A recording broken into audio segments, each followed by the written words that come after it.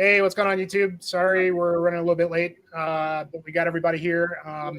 We've got quite a bit to get through tonight, so we've got a great show for you, like going through our top 20 releases of the year. And tonight we're just going to break down 20 through 11.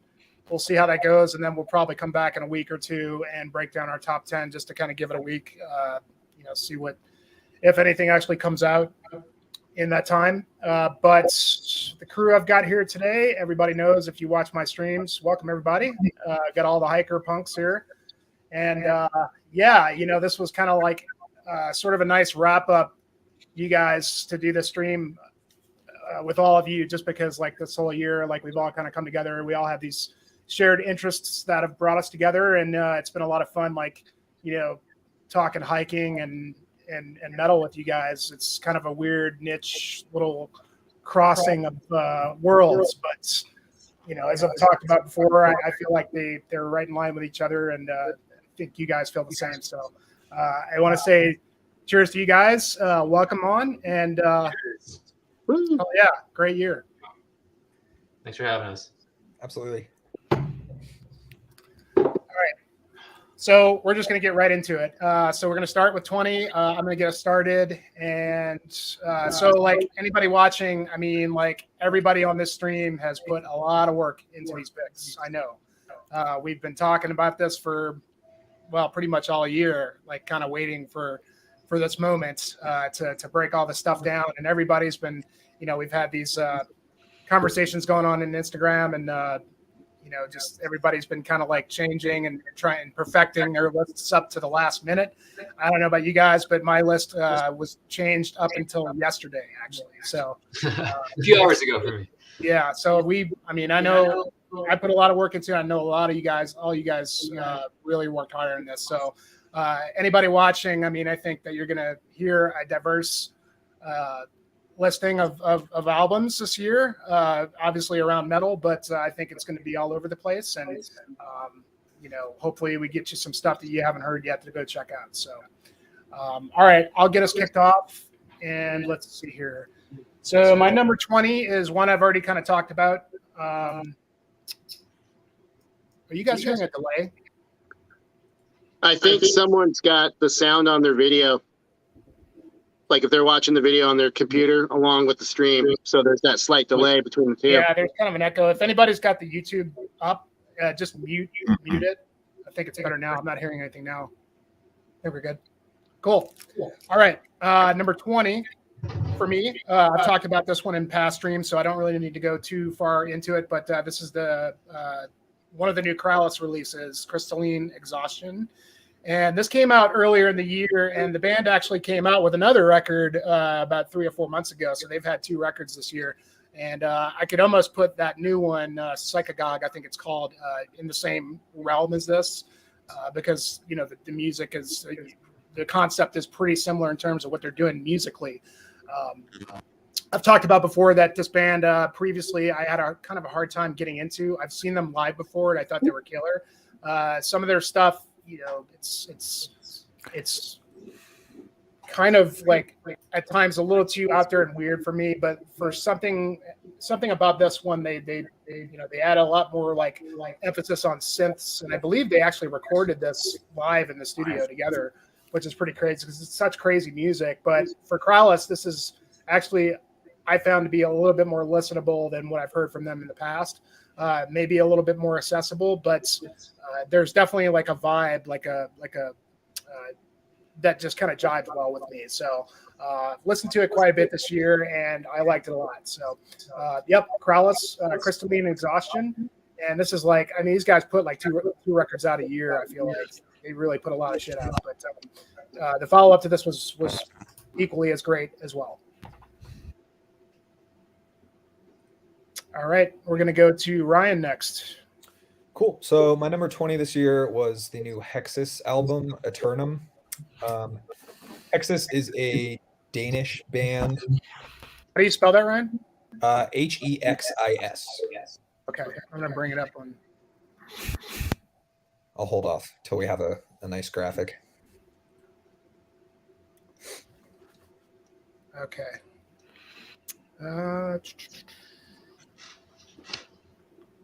There we go. Yep. Yeah, cool. Really striking out art there. You kind of know what you're in for with this. It's really murky, really aggressive. Definitely has that like satanic, irreverent aspect to it.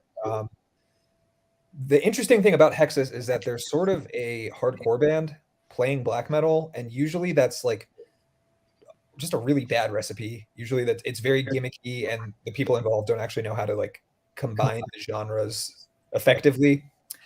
But this band does it better than any band. This is something I've spent a lot of time researching. I've looked into a lot of like blackened hardcore bands, and this band does it better than any band I've found by far. Really evil, aggressive, just scary record, but it's got like that kind of hardcore edge to it, where it's not just constant blast beats. You know, you have grooves, you have things that could pass as breakdowns, all within like a black metal aesthetic, which is just like, you know, basically just tailor made for my tastes. So this is a really cool band. I don't see them getting a lot of hype. You know, it's probably a case of too black metal for the hardcore kids, too hardcore for the black metal kids. So I'm happy to be able to include this one on my list. I've liked this band for a long time, and it's been a while since they released a full length. So yeah, it's exciting to be able to include this one, and I definitely recommend everyone check it out. I watched that music video from them, and I've been meaning to listen to it. I like the video I saw. It was pretty rad. Yeah, they have a cool aesthetic. It's got like a kind of like horror movie Exorcist vibe running throughout their like career as a band.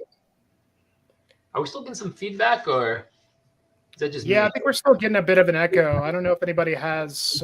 If you have the YouTube video up as well as the stream, you might want to either close it or just mute your computer. I'm thinking we should probably just mute, because I think the YouTube video usually lags longer behind. It's probably something on the StreamYard side. Okay. Yeah. Well, it doesn't seem too bad. So, Yeah. Okay. I think it's good now. Anyway, yeah, cool, man. I haven't heard of this at all. That artwork is interesting with the snakes around the cross. Yeah, I mean, it really like it. You know, it's not very subtle, but you know, they don't have to be. It's an extreme metal band, so Yeah.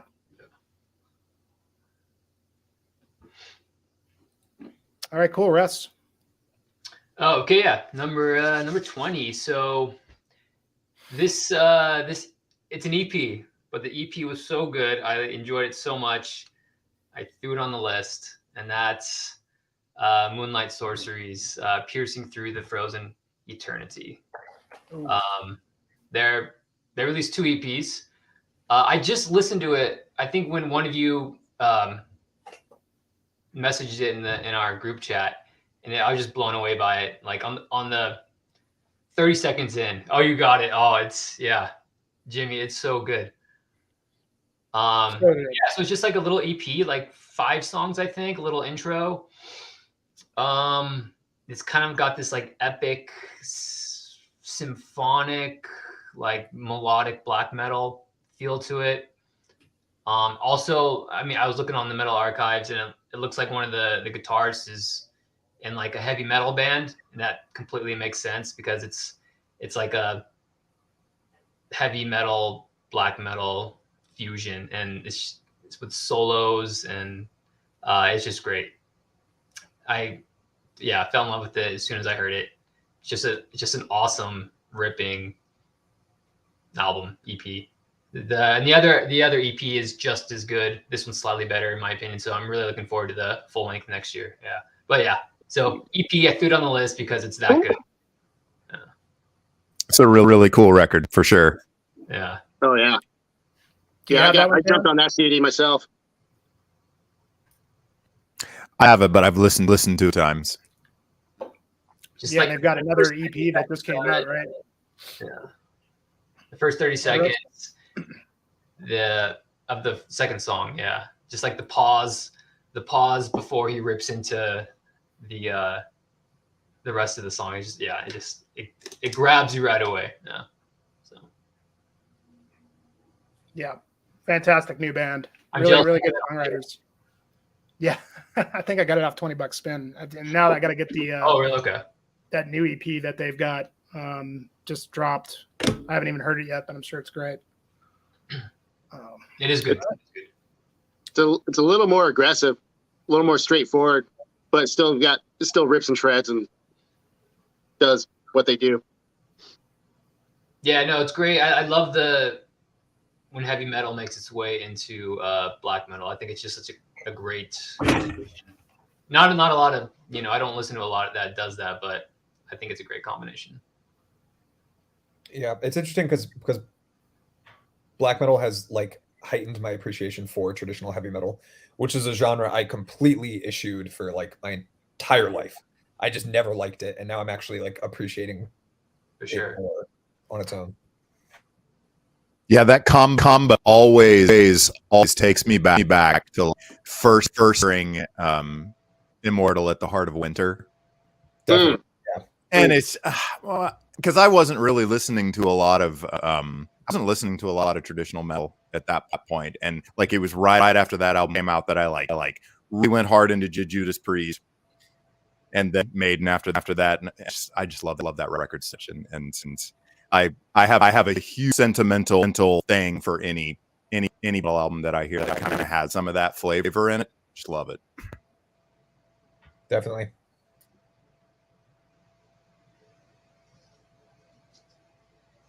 All right, my turn. Yep. So my number 20 is a band from the UK called Tyrant, and the name of this album is Tales of Realms Forgotten. Best things I could say about it is it's kind of you could tell they take a lot of influence equally from Finnish, French, and Norwegian black metal, like the old school style. Pretty raw, really melodic. I mean, there's a couple shreddy leads in it, like not to the level of Moonlight Sorcery, not at all, but they kind of take you by surprise. But I don't know, something about this has really caught my ear, and it was surprising that it did, because the vocals are my downside on this, and that's kind of why it's so low on my list. Is the guy chose to do like a really monotone, high-pitched shriek for like the whole thing, but thankfully the music is strong enough to where I was able to kind of eventually look past that, and it's killer. I mean, a lot of people like that super shrieky shit. I don't really get into the super shrieky vocals, but I tolerate it with this album. And this is one of like 3 UK bands I have on my list total. Like the UK as a nation were killing it this year. That was pretty high early on, because I think I came out early in the year. It came out in February. Okay, yeah, I remember listening to it, and I was really digging it early in the year. And just, I don't know, I guess I didn't listen to it any. No, I really like it a lot. Like I said, the music, like I said, just it just sounds like the best elements of all those different scenes I mentioned earlier. Is just very guitar forward. Every song is driving, which is I like. It doesn't have to be blast beats all the time, but I like when the music has a little bit of a sense of urgency to it, like constantly propelling forward. And this does that in spades. So it just makes it fun to listen to once you get past the vocals.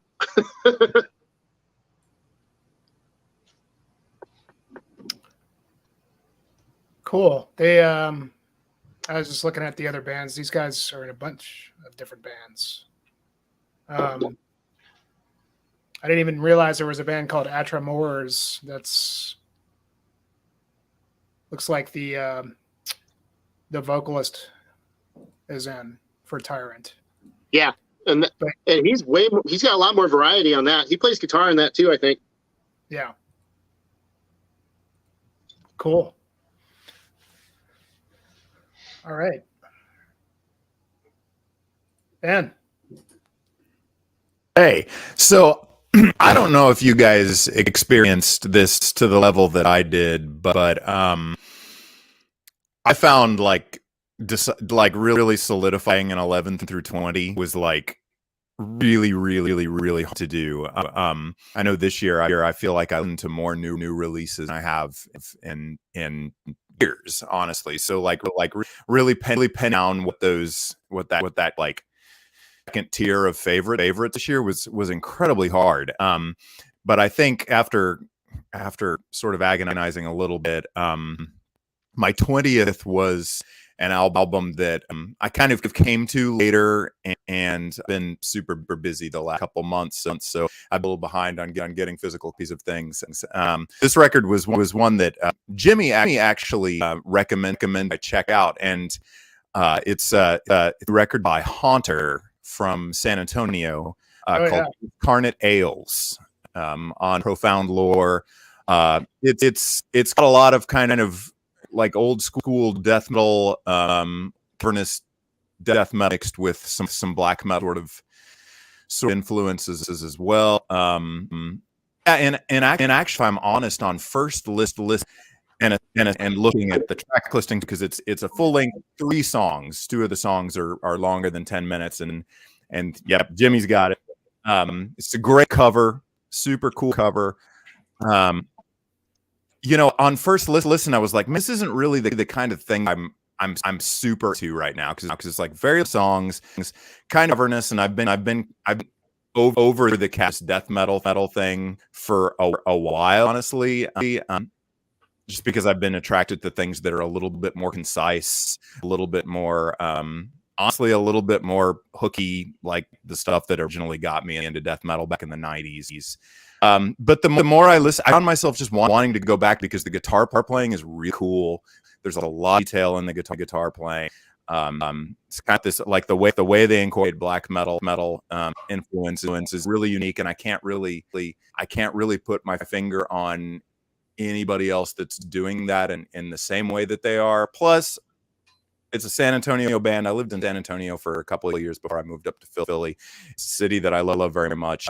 They don't really have much scene, but there are diehards there, and there have been forever. So seeing that, like, there's a band come there that it's not one of the bands where every plays and a bunch of other band know about. And I've also been sort of finding myself attracted to those sorts of scenes, like the Denver scene and the Bay Area scene right now, and listening to all of those bands, as you'll see later on in some of the other things. So, like, this being kind of a unique album, really be super cool, and it's just that I found myself going back over and over again. It was a few months. So definitely recommend it. Found Lore, they rarely do wrong. Yeah, I dig it. Thanks to me for inspiring me to check it out. Yeah, I saw those guys at Fire in the Mountains. Oh, that's right. Yeah, they were like one of the only like death metal bands on the bill, because the whole lineup was pretty diverse in terms of, like, black metal, death metal, folk, whatever. But they were like, there was them, and there was another band called Chornobog, which they were like the other band that was, kind of in a similar, style, in that cosmic kind of death metal. But Haunter, they were badass, man. Really, really good live. And I had never heard them before until seeing them. And that's when I told you to go check them out. Hey, Dan, I think we're hearing a bit of an echo on your mic. Like, I don't know if you guys, but I can hear you talking fine, but it seems to like kind of cut out and like kind of come back. I don't know if you want to try to maybe like jump out and just jump back in and see if that fixes it. You sound great. That mic is fantastic, but yeah, there is a bit of very high fidelity. It kind of reminded me of like Max Headroom. I don't know if you guys are old enough to remember that show. Oh, just yeah. The way it was almost like he's glitching. Yeah. Yeah, it was like the quality's really good. It was just kind of like cutting out and kind of just sort of. I feel like I'm on a radio show or something with him. Here, let's see if that fixes it. Let's see how it sounds now. Any better? Still doing weird stuff? Still sound a little weird. I don't know what it is. I may just disconnect it and use the mic thing. I didn't have a chance to really troubleshoot, and I didn't hooked up. I was doing something else with it the last couple of days. Yeah, it's weird. It's like, because it sounds really good. It just like it kind of cuts out every few seconds and then kind of skips what you're saying. So we'll see. If you want to just use like the regular computer mic, whatever.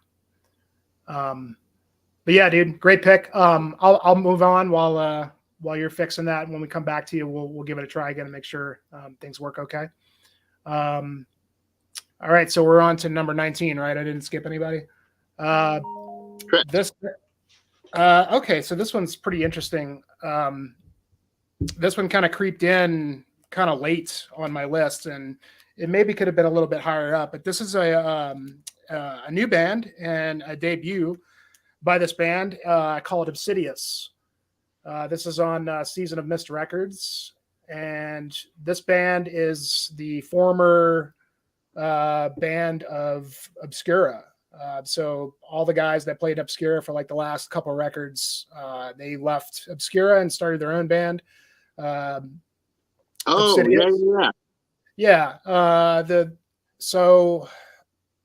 It's three guys, and they found a new vocalist. And man, the best way I can describe this is it's like tech death Bon Jovi or something.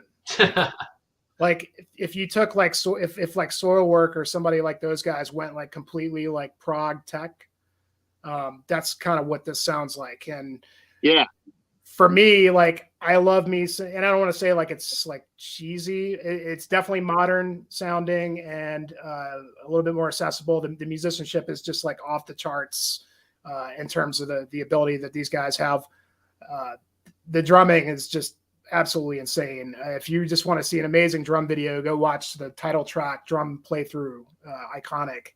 He's got a couple of drum playthroughs from that album, and they're just he makes it look stupid easy. Yeah, ridiculous. I mean, no Sebastian Dancer is his name. Yeah.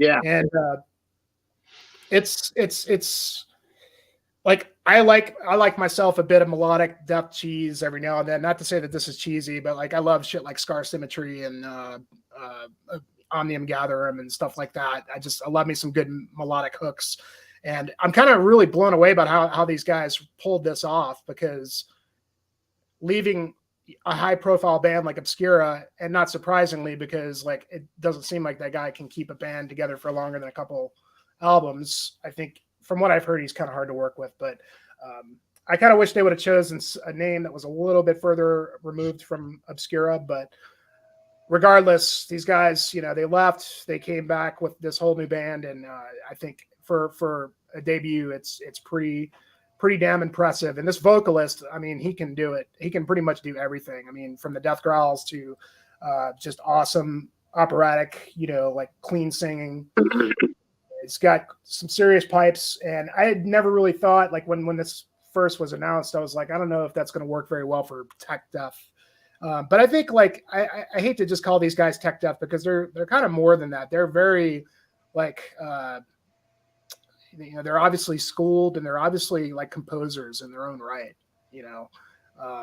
So it is very technical, but I would say like in a more like symphonic way maybe.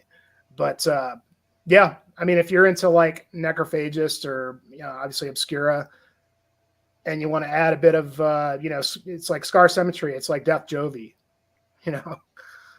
I love that. It's a lot of fun record, fun listen, really cool. So I'm going to be more than happy to talk about this record later, because it's very, very high up on my list. I figured it was. Yeah. It's very, very high.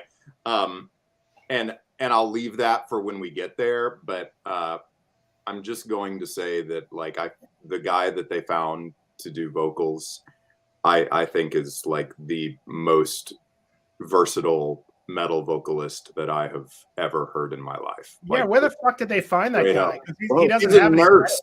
He's like a nurse in the UK, but he's a Spanish guy that does a lot of production stuff. He does mastering for a bunch of other bands and stuff. Like, and I think just like because they came together during the pandemic, they got hooked up because he was like one of these technology guys, like all of them are. So they kind of found him, I think maybe on YouTube, and realized he could do all the stuff they wanted to do. And then I love the record. I understand why a lot of people don't, but it's right up my alley, and I'll obsess about it. I'll go ahead and just say next time we meet, because it is going to be next time we meet. Yeah, well, I mean, I would definitely say I find it a hell of a lot more interesting than what Obscura is doing right now. Yeah, definitely. And I like that new Obscura record, but I think this is way more fun and like kind of fresh. It's way more creative, that's for sure. I mean, it's just it's off the charts creative. Yeah, but it's got some of the poppy stuff on it that a lot of I people like that get too. turned off by. I fucking love it. I'm all over it. So let me get this right. You described it as death metal Bon Jovi. Is that what you said? Okay. So like back in the day when like Scar Symmetry was putting a lot of albums, I don't know if you ever heard that band. They're a Swedish band and kind of similar, like they're like the melodic death metal, but they got like a lot of clean choruses, like, and very melodic. And I don't remember which website, but they were calling those guys Death Jovi. Because it's like death metal Bon Jovi, but these guys are like tech death Bon Jovi. Okay, got it. That's pretty. I think it's like more in the vein of like your Periphery and those sorts of like kind of like more modern metalcore sort of things. There are a lot of vocal hooks which turn a lot of people off immediately. But the guy's just so damn good. Like I'll listen to him sing the phone book. I don't care. Well, and he sounds. He doesn't sound like poppy like in the way Periphery does. Like he definitely has. It's melodic, but it still fits within. That like sort of maybe like Queensryche or something like that. It's. That's a very, very good parallel. Yeah, I would say Queensryche is like as far as you really need to go, but it does have a lot of that character to it. Yeah, I need to check that out or get deeper into it now. That really sounds cool.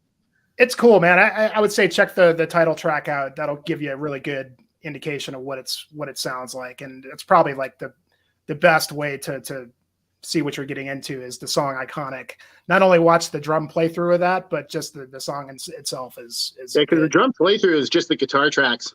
It doesn't have the vocals on it. You don't hear the vocals, and then he's great. The vocal, he's great on that song. I mean, he's great on all the songs, but that one has like a lot of his range in terms of like everything that he does in that song, because he can do the really low death growls, he can do like the mid tier, the high pitch, and then he goes into the operatic vocals. He's got quite a range, that I would compare to like Bjorn from Soilwork or something like that. But he does those like pitched screams that like Devin Townsend kind of does, but the range that he has on that is just like, it's unbelievable. Yeah. Holy and shit. Then, like, okay. The instrumentalists that you don't really need to talk too much about them because we've heard them before, but like, the singer's amazing. Good shit. All right, Ryan. Cool. So my 19 is the new Panzerfaust record. Sons of Perdition, Chapter 3, The Astral Drain. Kind of a mouthful. But I actually have not really liked this band until this record. And it's not like this record is drastically different than their earlier output. It's just refined in a way that I guess made me click with it right away.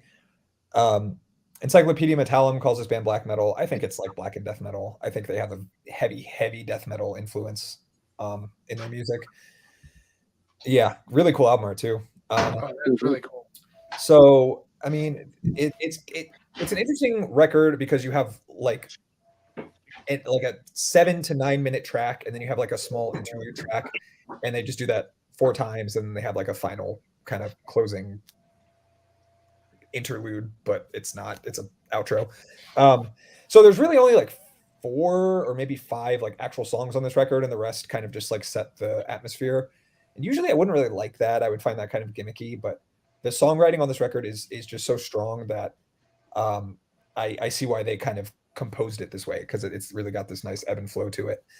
Like I said, heavy death metal influence. There's a lot of slow parts, lots of almost like doomy passages, but it is still clearly black metal. The biggest thing I would say is the vocals are definitely like lower death growls, and it's not like you can't do that over black metal, but it just kind of brings out a more heavy, like murky quality in the music rather than like being like treble forward black metal. This is a really cool record. I'm sure most people who are kind of into black metal have at least encountered this band before, so it's not like a revelation. It's not like they've done an about face in terms of how they sound, but yeah, something about this record just clicked with me. I decided to give it a chance because, like I said, I found them kind of, I guess, just dull in the past, but this one just worked for me.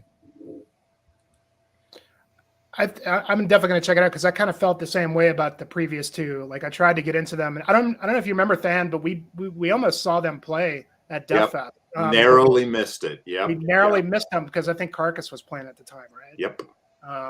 So we opted for Carcass. I wanted to see these guys, but I had checked them out beforehand. But there was the first 2 chapters that I had got, and I thought it was good stuff. It was just kind of out there for me. I'm gonna give this one a try since you're saying you liked it because you felt like some of the early stuff wasn't as good, right? No, it just didn't click for me. And also, I can't really speak to whether or not this is like a brand new thing, but he has an almost like, actually kind of what Fan was saying. It's almost pitched where he's doing this like, it's like a death growl, but he's singing, and it's got like it almost sounds like Death Spell Omega. Like it's got that theatrical, oratorical quality to it.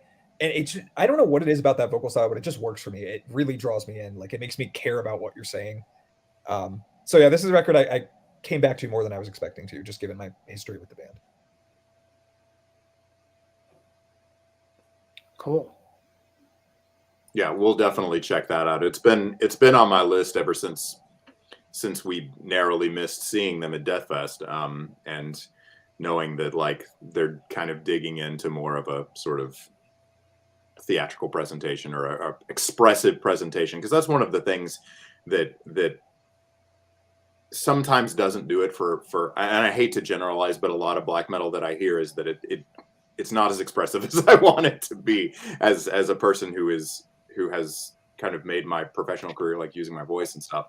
Like I like hearing people like be expressive about whatever the fuck it is that they're talking about. You know, it can go too far, you know, but I appreciate that, especially out of black metal, I think. Yeah, I would definitely recommend this one. It's less flat, I guess, than their old stuff. Yeah, that was kind of a series of events that night when because we were supposed to see Ackley's as well, and they canceled like a couple days before, which I was really pissed off because I really wanted to see them. And then they had to move like the headliners from the Edison lots over to a different venue because of the rain. And we were planning, and then so we really wanted to see Carcass, so that's why we ended up missing. We saw Carcass, and then we went into the venue. These guys had already been finished to see the Ruins of Beveras play at the end of the night. It was like freaking 1 a.m. But, oh, that's right. They were on the same stage as Ruins. Yeah, mm-hmm. That's where I would have been that night for sure. Yeah. Oh but yeah, I totally understand it. Festivals like that are tough to navigate. The Ruins set was insane. It was so great. It was. Was like, cool to see them. Hey, what's up, Kellen? How's it going, buddy? Yeah, that Ruin set was like a big reason why I came all the way out there to see that shit. There were so many reasons, but anyway. So let's see. All right, Russ, you're up. All right, 19. So we're gonna throw a curveball in here. I got a Dungeon Synth album for my number 19. It is Woodland Spells, Earthen Incantations. I always make like a little Dungeon Synth ambient, like top 10. But this one was my favorite of the year. So I wanted to throw it in my top 20 here. They're from Colorado. They have it's the same person who does, I don't know if you've heard, I don't know if you guys are into Dungeon Synth or what, but they also do Fogweaver, Snowspire, they're also the person who does Evergreen Refuge, the kind of folk black metal band. So anyways, yeah, it's just it's a dungeon synth. It's like lo-fi, minimalist, the tape hiss and everything, with field recordings. And for me, I love hearing field recordings and nature sounds and everything in my music. So this is a really cool way that they do that, just with the minimalist, like hazy kind of keyboards and the nature sounds. It's just a really neat album. And sometimes Dungeon Synth, it's hit or miss a lot of times for me. But for whatever reason, this one just really it just gets me in this really like specific like mood and atmosphere. I don't know, it's hard to explain, but it's a great album. It's like and this is also a series of releases. It's, as you can see, it's key 6 if my Roman numeral is correct. Key 6, yeah. So it's like a series of releases kind of under different names, but the same kind of more or less sound. But yeah, no, basically I just like the atmosphere. I love the field recordings and the nature sounds, along with the kind of hazy lo-fi elements to this album. It's really neat. Nice. Yeah, I missed this one. I'll have to give it a listen. Yeah, no, recommend it for sure. I don't know if you guys are into Dungeon Synth. I try and listen to it a decent amount, but yeah, when I'm reading or whatever. So. Yeah, I listened to a good bit. I kind of, this year it wasn't as much as like a couple previous years. There's a couple things that came in. What was the one you mentioned? The Evergreen. Evergreen Refuge. That's good stuff. I've heard. That's that dude's. Yeah, from it's here in really Colorado. some awesome, folk and black metal albums. Yeah. Cool. Yeah, I'm kind of behind on my Dungeon stuff this year. That old sorcery you sent is pretty good. Yeah. Send us in that chat. That's good. Yeah. Yeah, that was really cool. There was a couple other ones. There was that Oak Father, which was really good. Yeah. I actually got the tape for that. I just bought the tape too. Really good. I like that a lot. There was a couple other ones. I was watching the guy from the band Worm. What's his? Shit, I forget what he calls himself. But he was on Ken's Death Metal Crypt, and they were breaking down their favorite records, and he was the one that hinted me to that old sorcery. And there was a couple other ones like Dragon King, and there was one other one I'll have to send to you, Russ. Okay. That old sorcery was probably the best one I heard. Cool, man. Yeah, that's good. Yeah. Little curveball in there, not all just black metal. So. All right, Tyler. No curveballs for me. Like, you guys know how I roll. So my number 19 is actually the new Emir album, Aeons of Sorrow. So when I initially heard the first preview track they put out, I wasn't too sure what to make of it. It sounded way different than the first album in terms of the production. The self-titled album had a lot more. I mean, I don't want to use the word accessible, but it was a more palpable, easier to accept type of sound. This album is definitely a lot more raw. Production's a little flat on it, and I had to really dig hard, like do a lot of listens of it to really get the same kind of gratification that I got out of that first album. But then once it clicked, it's musically on par with the first album for sure. For those who've never heard the band, they're a Finnish band, pagan themed, obviously. Really melodic, like melodies on top of melodies with backing melodies with keyboard melodies underneath. Not quite as flashy as like a Moonlight Sorcery or a band like that, but you could tell that all these guys probably shred heavy metal on the side just for shits and grins because, yeah, the riffs are just ridiculous. The big highlight they seem to be really pushing on this is the vocalist Corvus, who made his debut with the band on this album, and he's a guy that has he's got some clout in the Finnish scene. Like, he sang with Horna and a couple other bands, and yeah, pretty cool vocal performance, all the shit you would expect from a black metal singer. But unlike the Tyrant album, when he hits the high-pitched screechy shit, it doesn't hit that ear-grating level. Like, he stops right before it starts wearing on the ears, which I was appreciative of for sure. But yeah, basically, if you already like the Finnish black metal scene, then you're gonna like the Emir album, plain and simple. It's pagan black metal done exceedingly well with a little more lo-fi production. But it took some work to get this on my list, though. Like, I had to listen to it a lot to get on the final cut. The cover is really cool. So cool. Like it's Well, a very lot of like people, I don't know, like the it's like kind of like an airbrush sort of thing. It's really, really, really awesome. yeah, I actually like the cover art, but it reminds me of 1990s black metal albums. I Yeah. mean, you know, but a lot of people were kind of butthurt about the cover because, you know, the first album has, well, basically what Jimmy's showing there, that's almost the cover of the debut album. It's just the dude standing in a snowy forest with an axe or whatever. And, you know, total old school. And I guess everyone wanted a repeat of that. But I don't know. I like good artistic or good art for a black metal cover. And actually, it's a Christopher Wimp cover. So Yeah. No wonder There you I go. like it. Oh my gosh, it's like among my favorites. Like all those like Absu records and stuff. Jeez. Mhm. I love this Yeah. picture because it looks like he hasn't been walking in the snow except in the spot that he's standing, and he's like buried up to like his thighs. Yeah, I mean, it's probably on a finished roadside. You just And it's like, dragon onto all was right, gonna we're going say, to take like- the picture right here. And then, Yeah, considering it's Finland, they probably just pulled the car over and got the picture.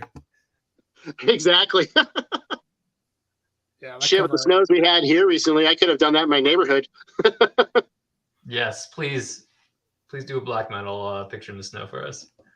All right.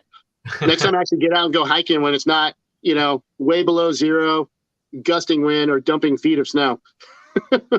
It's been Sure. one of those three things this whole winter so far. Well, don't get frostbite for our, you know, to appease us for sure. Yeah, don't turn no need into to- a Valfar, you know, and drink too many beers and get lost in the woods, you know. Hey man, my outer layers are black, so I'm good.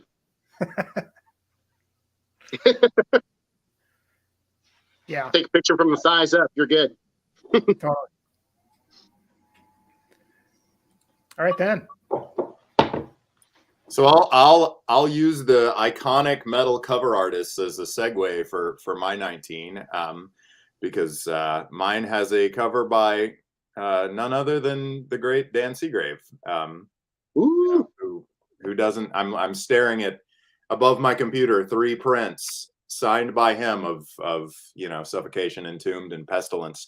But this number 19 is Faceless Burial from Melbourne, Australia.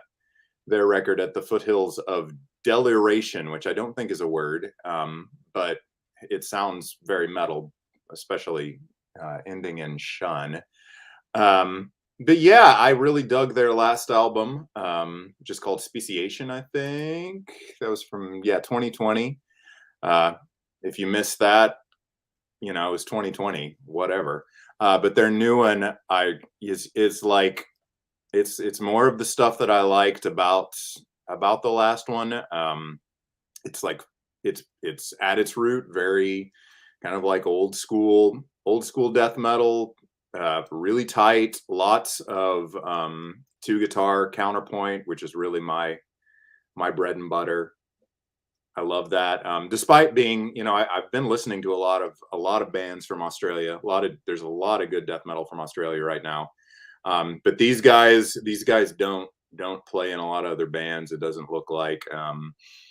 They seem pretty focused on this project, and I really dig it. You know, it's not overproduced at all. Like it's pretty raw, but it's balanced. Like you can hear it's transparent. You can hear everything you need to hear. I really dig it. I haven't managed to pick it up yet, but I really like it. I feel like they're the modern Morbid Angel. Yeah, Pretty that's a much. good comparison. I get this. Yeah, I like this band a lot. Yeah, I'm not a huge death metal guy, just in the sense that I don't like seek a lot of it out. But this band definitely, like, they're a band that I pay attention when they release a record because I know it's going to be good. Totally. Oh, I haven't listened to Nocturnal Rod. I have to check them out. They're good. It's great. Oh, Stargazer. Hell yeah, Stargazer is amazing. They were kind of one of the first of these sort of modern, or the more recent group of Australian death metal bands that I noticed a few years back. really a great work of ages. I think that record was the first one I heard of theirs, and it blew me away at the time.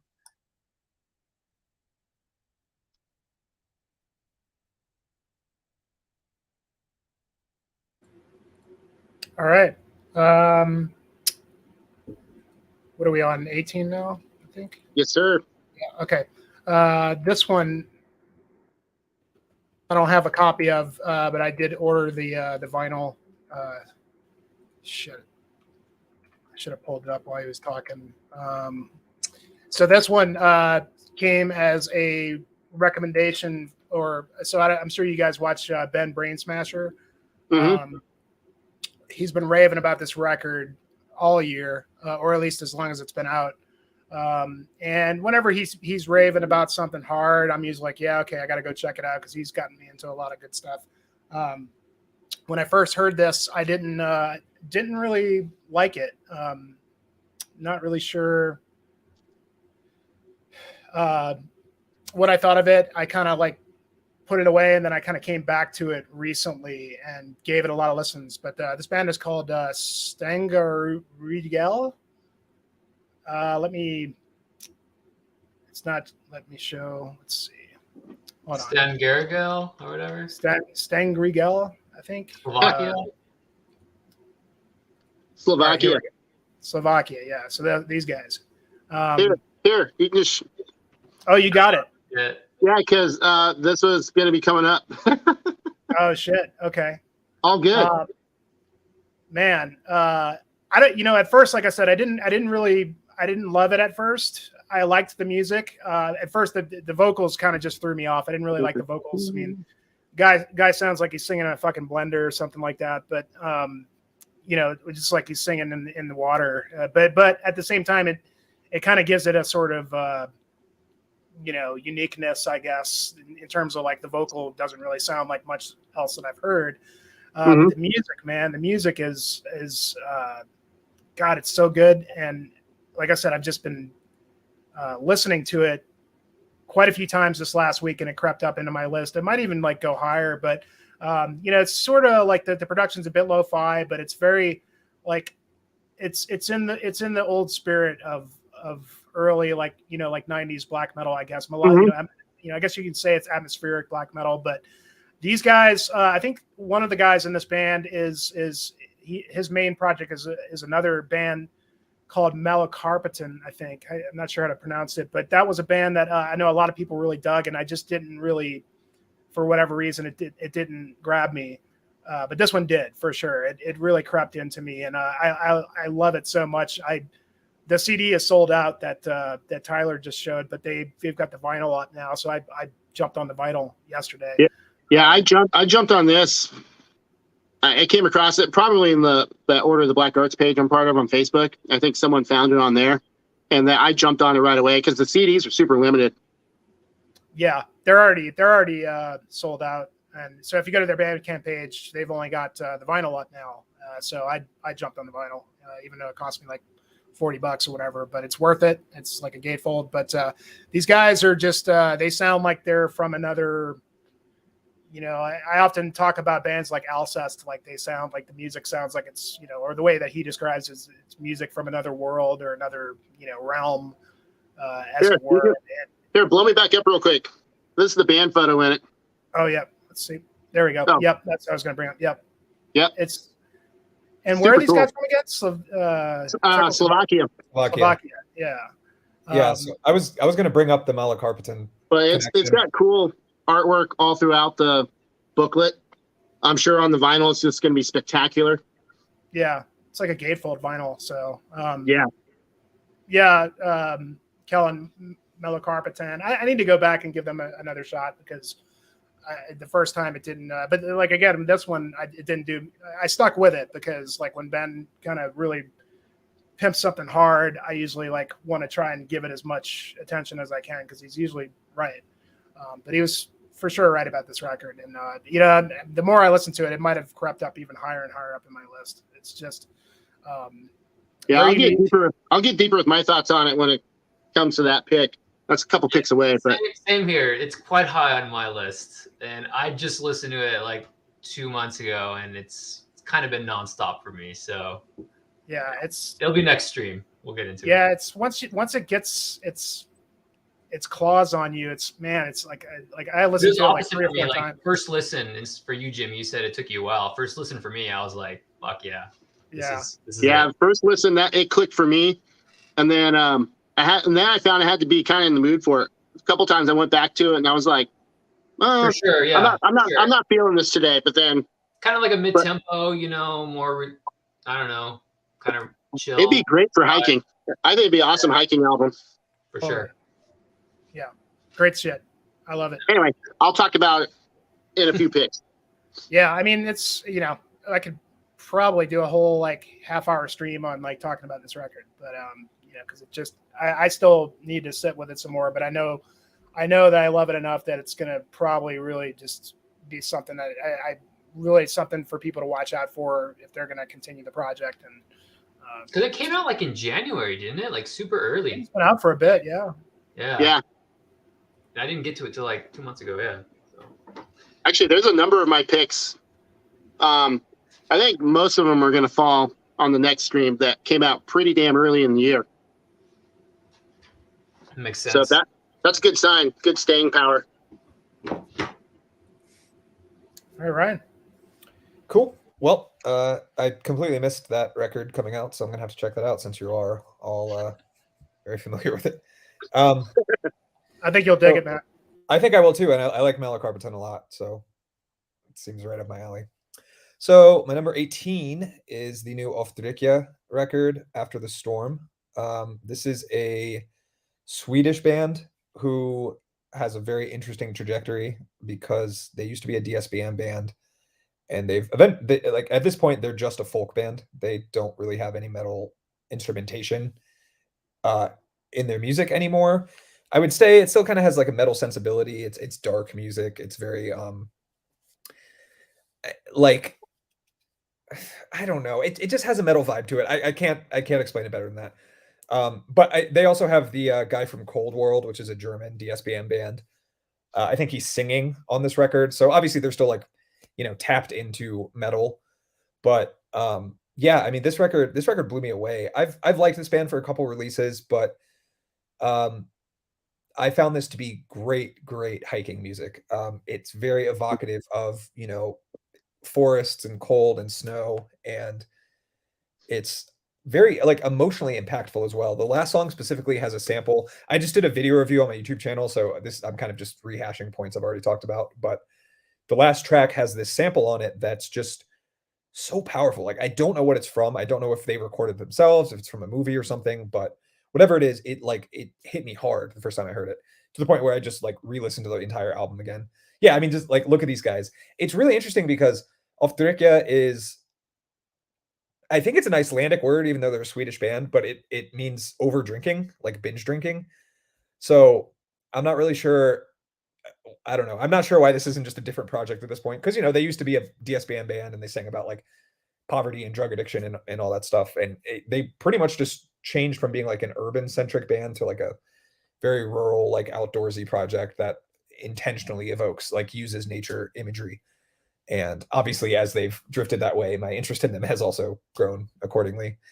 This is a really interesting project, but I definitely recommend, especially everyone in the chat, if you haven't, or everyone in the video right now, if you haven't heard this record, you would probably dig it because it's very folky, but it's like folk played by metal musicians. So it's got, I don't know, it's kind of like the best of both worlds in my opinion. This is another one. This came out fairly recently. If I had more time with it this year, it'd probably be higher up. But yeah, I like this one a lot. Great album. Agreed. Really good stuff. Yeah, and I'll give you my thoughts on it here in a few. Oh yeah. Love to hear it. Some great life advice on the last track. It is though, like it sounds like snarky or ironic, but it actually is. Like, yeah, I like everything that guy was saying. I was like, yeah, that's you're right. That's smart. So yeah, it's cool, and it's kind of rare that I guess mostly listening to metal, I don't have very many like life altering experiences lyrically. A lot of it's kind of just familiar ground and stuff I'm not really super engaged with intellectually or emotionally, but they managed to do it on this. Yeah. No, great album. All right, All right, so we're on 18. So 18 I got from Helsinki, Finland, the atmospheric funeral doom band Shape of Despair. Return to the Void. Yeah, this came out, I think this came out super like January, really early in the year, and as soon as I heard it again, I was hooked. I think I'd listened to their last album once, but it never really stuck with me. And I listened to this one, and just like from the first few notes of the first song, just like the soaring leads, the like funeral atmospheric feel to it all, to the clean vocals in that first song, just I don't know, it just really got me.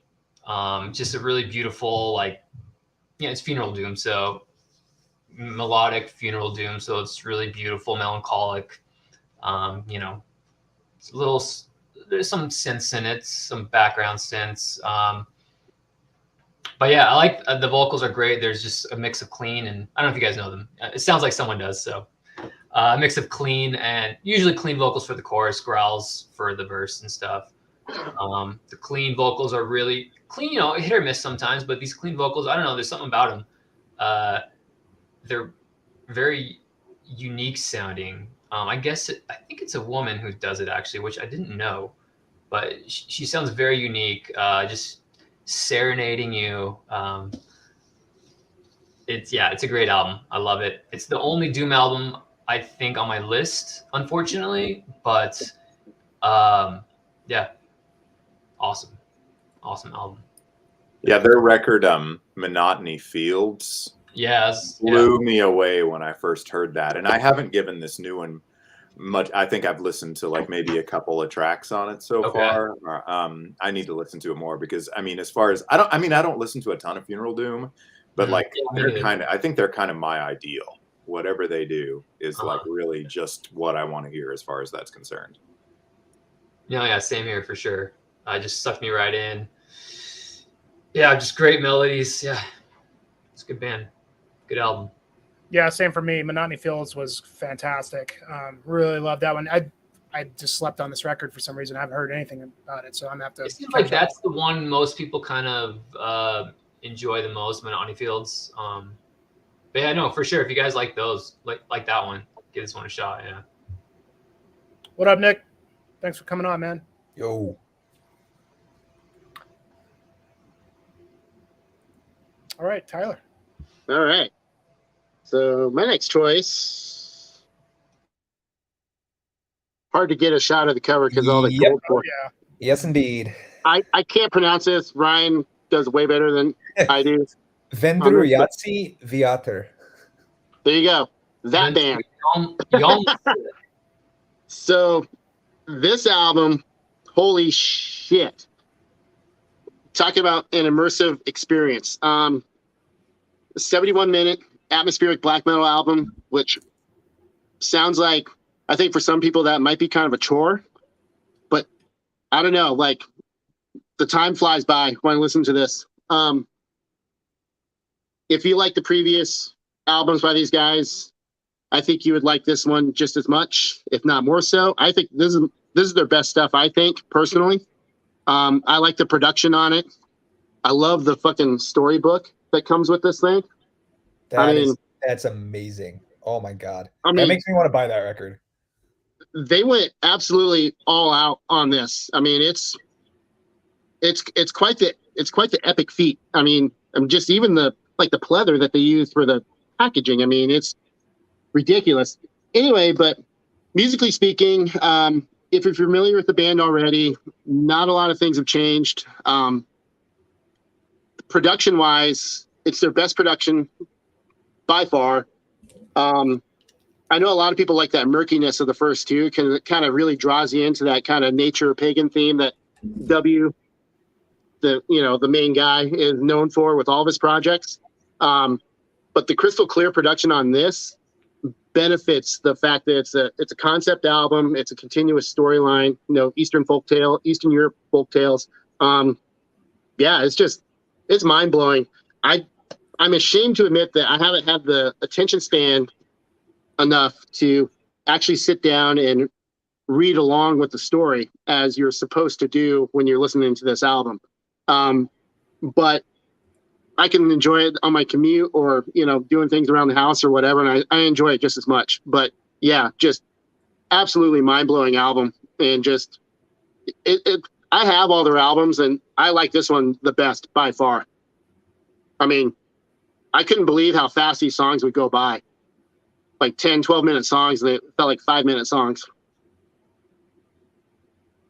Like there's not one part that overstays its welcome, like ever. So yep. Quite the achievement in songwriting, in my opinion.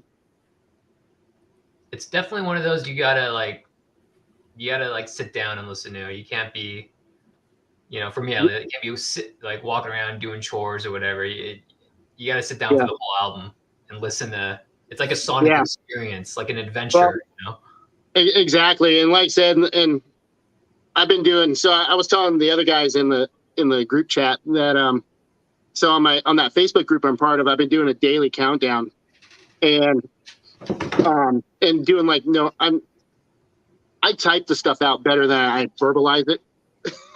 But I did a full-on review on it, and basically I was saying I can't break down any one specific song because this is supposed to be enjoyed as a greater whole.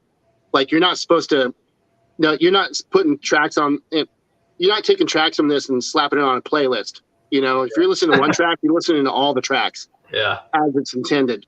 Yeah. But no, it's quite the feat. Like from the concept, the execution of the packaging, the story. I mean, it's a 50-page booklet in there. It's just I need to get that. I've been meaning to. It's ridiculous. Yeah. Ridiculously awesome. So, all right, let me poll the room here. This one's higher up on my list. Should I just talk about it now or get to it at the appropriate time? It's up to you, man. We can do it however you want. I'll wait. But yeah, this is an incredible record. It's on my list too, so I'm kind of waiting as well. just missed out on my list, but it was up there. Now, I have a sneaking suspicion we're gonna have a few that are kind of overlapping. I mean, this is what, 2 now? Yeah, at least. I assume you like Stwartz, or however you pronounce that. I've been getting into that band too because of how much I've been enjoying Vendryatzibioter the past couple. I've been getting all that dude's projects. I like Alkals too. He's one of those dudes. Or however you pronounce it. Yeah, just outrageous musical output, and it's all high quality. I don't know how some people do it, but he's one of them. Yeah, you said there's some of the Stavoj albums, Tyler. I started listening to them. Yeah, it's really good. I like that band. I think that's still my favorite of his projects. Okay. But I got into them first. Like I discovered them on one of those old, 10, 12 years ago on those Russian MP3 sites. Like it was that 50-50 shot of getting a shit ton of viruses or getting the actual thing you aim to download. And that's how I found that band stores. Yeah. Nice. All right, then. Yeah, so I feel like that's this. I mean, I've been hearing a lot about that album, and I have not yet made myself sit down and listen to the whole thing. And I feel like it's one of those records that like it helps your brain. It helps you kind of hone your listening experience and like what you demand of yourself when you listen. That I like owe it to myself to like set aside, take the time, do it. So I will definitely do that. I haven't yet. Exactly. Yeah. So number 18 on my list is definitely not that sort of album at all. And surprise, it's more death metal. So, but it is a band that I've given a chance. I've tried to give a chance numerous occasions out. I mean, this band has put out a bunch of albums, and I've never really heard anything that I was like, yeah, I need to listen to more of this. But for some reason, the new Acephalix album, Theothanatology, on $20 spin, is another one that I like put on a whim. I was like, I'm probably not going to like it because they've never really grabbed me in the past. I don't know if it's the amount of kind of like more lo-fi sort of crust sort of influence that didn't really mix with the death metal in a way that really resonated with me. But that this new one, it was another record that I was like, man, these songs are pretty catchy. It sounds good. It doesn't have it's not technical at all. It's like pretty cavemanish in a lot of ways, but I dig the songs. I dig the clarity of the vocals. And I found myself, it's a lot of 3-minute songs, 3.5-minute songs, which, like, I don't know, I've found myself a little bit more drawn to recently. And I just kind of kept going back to this. I think they've had a couple of membership changes since the last record, and maybe that has something to do with it. It's also, you know, they're part of that Bay Area scene that's like super, super strong right now. And I've got at least a couple of things on my list of people that are in that scene. So yeah, I really dig it. It's a really weird, cool cover that I think is super cool.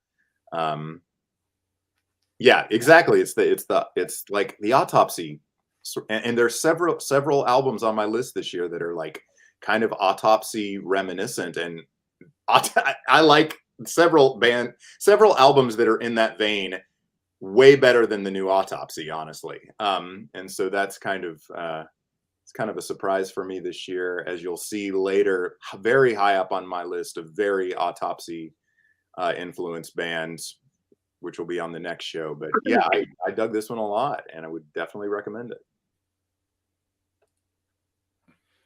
Yeah, how killer was that Autopsy set at Deathfest? I mean, it was legendary. Yeah, absolutely, sure was. Absolutely YouTube legendary, man. Yeah, if you don't know what we're talking about, just YouTube it. Or don't. Yeah, Yeah. You don't need to. Just trust us. Take our word for it. Legendary for all of the reasons all of the worst reasons you might think an Autopsy festival set would be legendary. Oh no. Yep. Yep. It sure as hell did. You're going right down the right path, Tyler. I was feeling the love in the air. Yes. Yeah. Yes. I know what you're talking about. Yep. You've repressed it until now. I didn't realize that was during the Autopsy set. Oh yes. Because I saw the pictures floating around. I've seen but I didn't realize it was Autopsy. Yeah. Oh Luckily, no. we weren't anywhere near where it actually happened, and had no idea it happened until afterwards. But I was just enjoying the music. But oh yeah, and it was a great set. It was Chris at his best, at his beer guzzling best from behind the kid. Oh yeah. Nice. Yeah, it sure was. All right. Moving on, we'll just kind of piggybacking on Tyler. This is my next one as well. Hey. Yeah. And I think Kellen was asking about if this got distro in the States. I don't think it did. I got this off their Bandcamp. I don't think it's gotten the vinyl treatment yet. But I can tell you if it did or not. Give me 1 second. Yeah, the book is worth getting. Tyler already showed it, so I'm not going to pull it out, but it's just an amazing storybook. All the lyrics are where are these guys from again? They're from Poland, right? So I guess the lyrics are in Polish. But the second half of the booklet has everything in English and just beautiful illustrations. But I mean, Tyler put it best, and I've really dug this band for a while. A great atmospheric black metal. And they definitely, like Tyler said, the production quality is a lot better this time around, being their third record. The first record is really great. The second one is great as well. All their stuff is good. But I guess the best way I can describe this is like, if you took Alcest, and if Alcest was a little bit more just, if there was more of a black metal element, more of a drone black metal element to Alcest, is kind of the best way I can describe these guys. But the music is, it's not for every day. It's definitely, you have to be in the mood for it. You have to devote the time to it. I agree with Russ. It's not something that you put on in the background. You kind of it's very immersive piece of music with interesting instruments that they use. it's like when you listen to it, what I love the most about it is when you listen to this music, you can feel the wind, you can hear the crow, you can really like kind of just get lost in it in a way. Oh yeah, it's very, very beautiful, beautifully done. And I think these guys have just really kind of gone on under the radar for a while, and I'm hoping for bigger things for them. Great band. Love this record. I think the real diehard atmospheric black metal fans are all about those guys. But yeah, for the general black metal populace, I guess, for the the casual black metal fan, yeah, absolutely. And according to the Metal Detector, there is no U.S. distribution of that album. Yeah, I think it's only on their Bandcamp. Still no word of a vinyl release. I'd actually probably get it on vinyl if it's going to have all this amazing art. The artwork is second to none. I showed you that picture that these guys just looking across the lake with the lantern and the boat in the distance, and it just really kind of transports you into that world. And again, it's not not music for every day. I mean, it's And actually, getting back to the whole shipping thing, like honestly, for an import album, ordering from them, it wasn't as expensive as you would think. Like the shipping was actually pretty reasonable. Yeah, I think it was like $25 or 30. I mean, for the book, and it's got the CD. It's hand numbered with in gold writing. I mean, it's a very beautiful. The attention to detail is why I like buying physical releases like this, and it doesn't go unnoticed as far as I'm concerned. And again, it's this is a headphones album too, man, because you really got to just take in the atmosphere, the sound. It's not easy to put on just like on a little MP3 player or like just sitting in the background while you're working on something else. You really have to sit down and just kind of just let yourself be swept away, So yeah, great stuff, man. For sure. All right. Cool. I'll have even more to say about that one a bit later, but my number 17, is the new Pance Nocturnis record, Du Fong. My French is very bad, but I gave it an honest attempt. So if you don't know about this band, they are incredibly odd. They are technically a black metal band, but it's like avant-garde neoclassical black metal. And they have this like late 1800s aesthetic, think of like the Moulin Rouge era where it's just like grimy, dirty street hobos playing like accordion and like horns and stuff, but in a black metal context. It's incredibly weird music. It's not for everyone. There's an interesting thing. I guess it's not that interesting because it kind of makes sense, but typically 9 times out of 10, if I review an album on my YouTube channel, it ends up on my year-end list. And that's because those are the records I care enough to talk about on a video. So it's like, I'm kind of just like predicting that will be something I listen to a lot as the year goes on. And this one was no exception. As I was reviewing that one, I was just really thinking about like what like no other band that I'm aware of sounds anything even remotely close to this. I think this is the beauty of black metal, because it encourages this like rebelliousness and this risk taking, and in this instance it really pays off. But I said in my earlier YouTube review, if you listen to like a minute of this record and it's not doing anything for you, you can just turn it off, because like there's nothing like I wouldn't say like, oh, you just have to listen more and you'll get it. Like you'll know pretty much right away if it works for you, because it's so bizarre. Look at this. Like they just don't care. Like it's not that they're not taking black metal seriously, but they just don't. It's like very confrontational. They don't care if you don't like it. They don't care if you think that they're not traditional enough or whatever. It's just it's pure artistic expression, and I absolutely love that. Cool bit of trivia, or I guess it's not trivia, but a cool thing that they do on this record at the end of track 7 there. This may be of interest to fans specifically. They have a rendition of Brahms' Hungarian Dance number 5, but it just like flows perfectly with the rest of the song. And I just think that's such a cool, and again, like it's a risky thing to try to do on on a black metal record, but it just works perfectly. That's awesome. I don't really know what to say about this band. They're just very weird. They kind of have that like, it's that very French like swagger. I mean, yeah, like they do like clown corpse paint. It's just bizarre music, but for some reason it works for me. It's very French. It's extremely French. And actually what I wrote in my little note here about this record is it's like, it honestly kind of reminds me of Pest Noir without the like baggage, just because they have that same like over the top irreverence, like drunken fuck you attitude. But it just something about the way this band does that is apparently right up my alley. I never would have thought, if you described this band to me, I never would have thought I would like it, but here we are.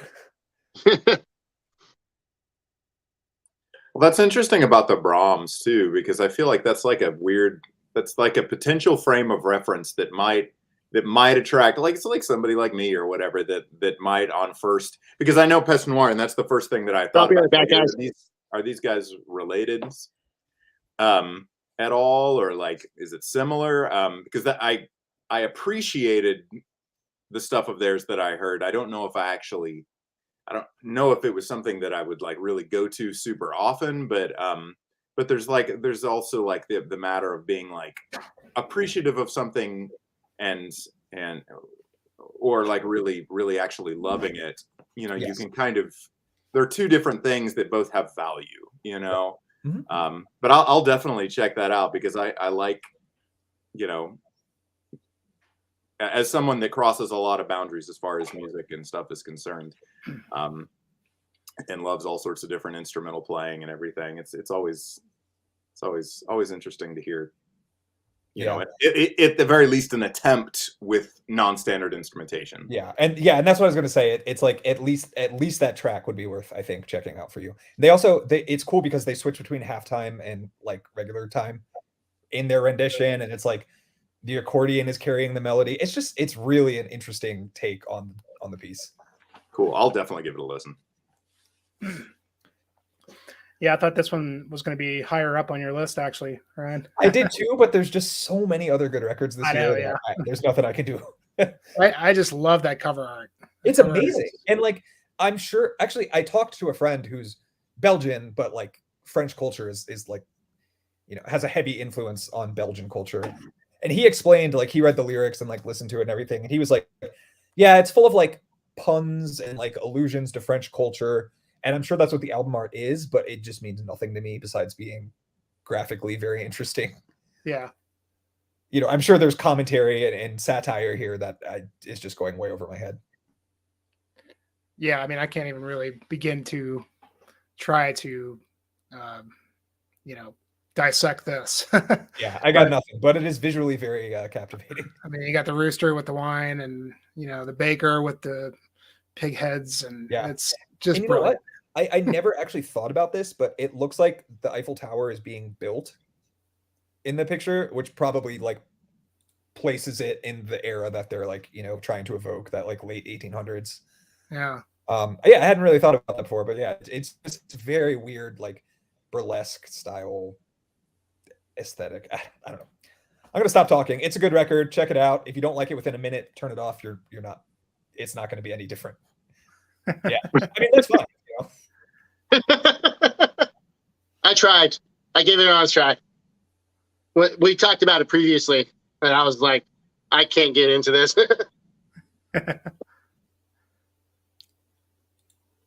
All right, Russ. Hey. All right, 17.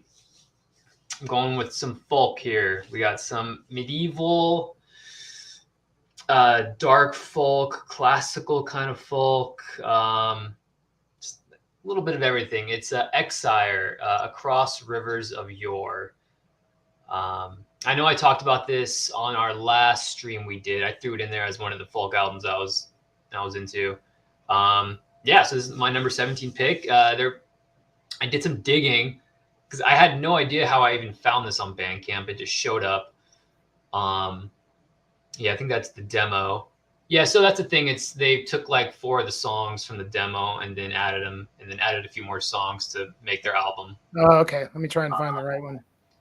It might be lower there, but Yeah, no. So I was like, I had no idea who this was or anything, but I finally found like their Instagram and stuff. So apparently it's just one guy, and he's also in. I've never heard of this band. Maybe you guys have. Keralis, I think it's pronounced. Seriosis, a melodic death band from Chicago, I believe.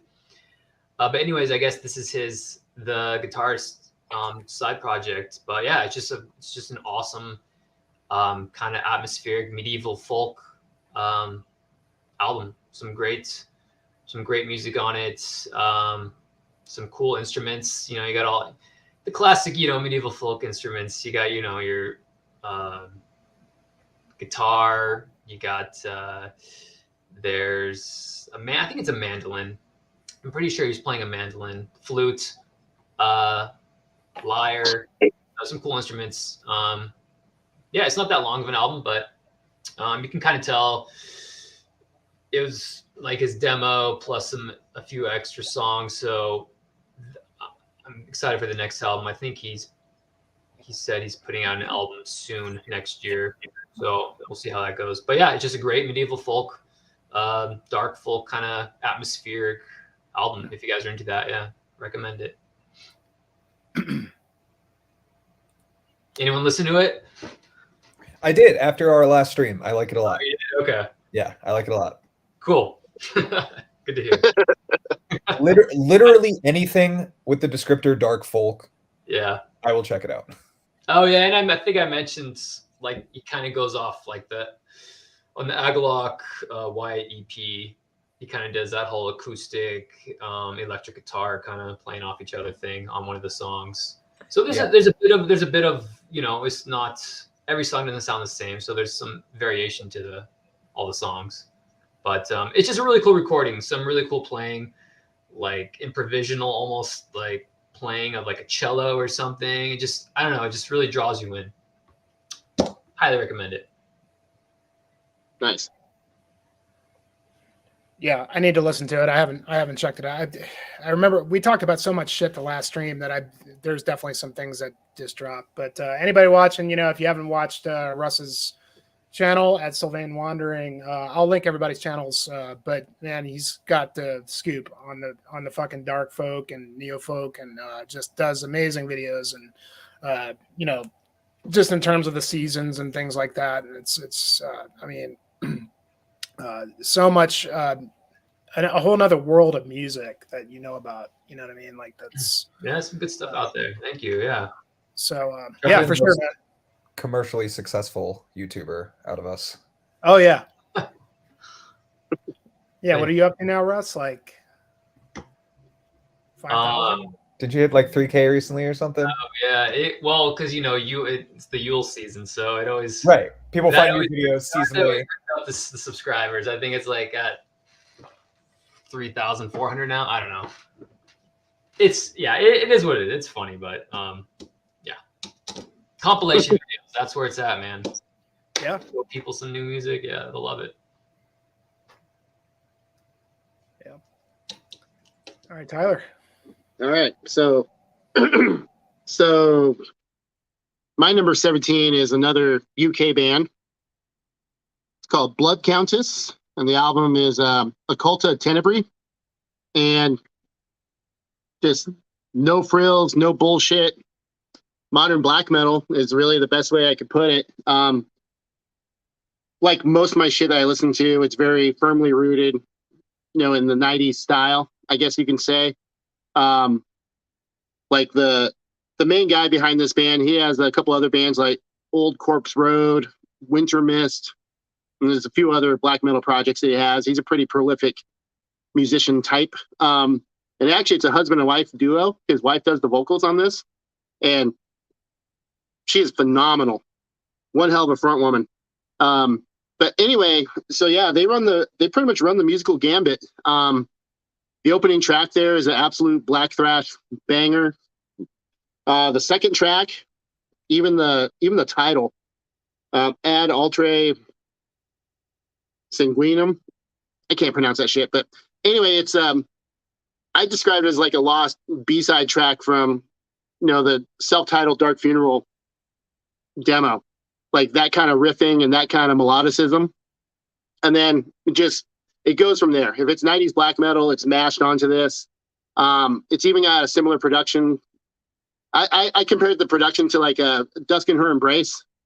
You know, that kind of, it's clean, but it's not polished, but it's not like, you know, it's big, but it's not kind of thing. But highly worth checking out. It's exceedingly good. Just no frills black metal. I mean, plain and simple. Yeah, I enjoyed it a lot. A lot of mean mugging when I'm listening to this. Just, you know, the metalhead approval to, and yeah, that's all you need to know about it. That cover is that's awesome. an awesome record. And isn't the dude in Tyrant? No. So actually, I'm glad you said something.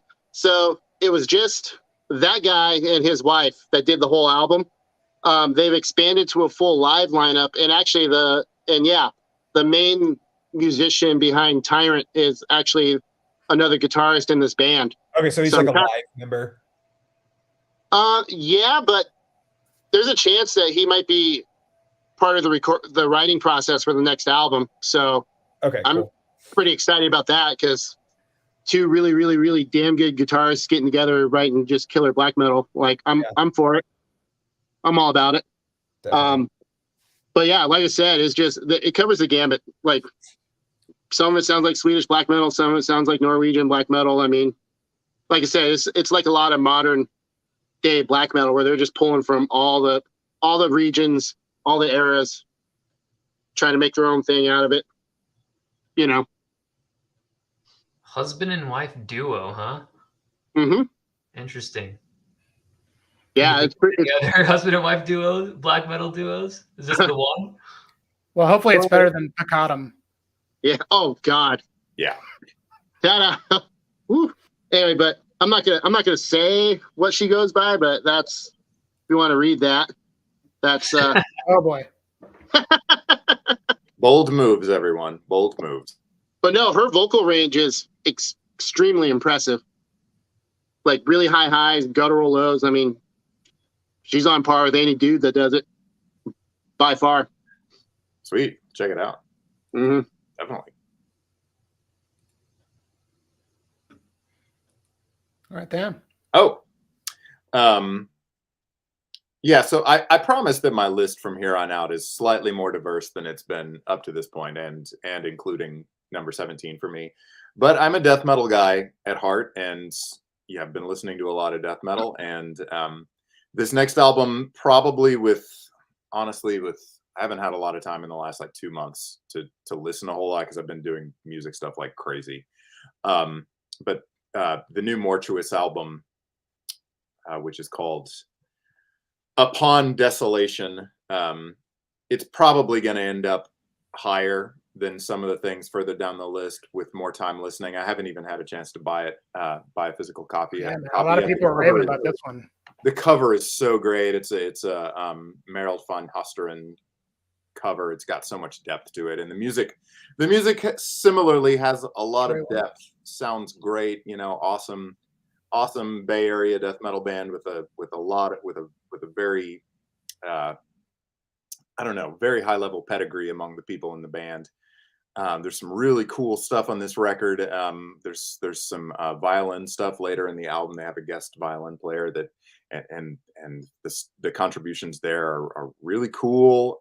Definitely not phoned in at all, or just as like, here's a way to make us sound, you know, slightly different from all the other death metal bands. You know, it's really good stuff. I narrowly missed a chance to see them when they were touring with Blood Incantation and Full of Hell.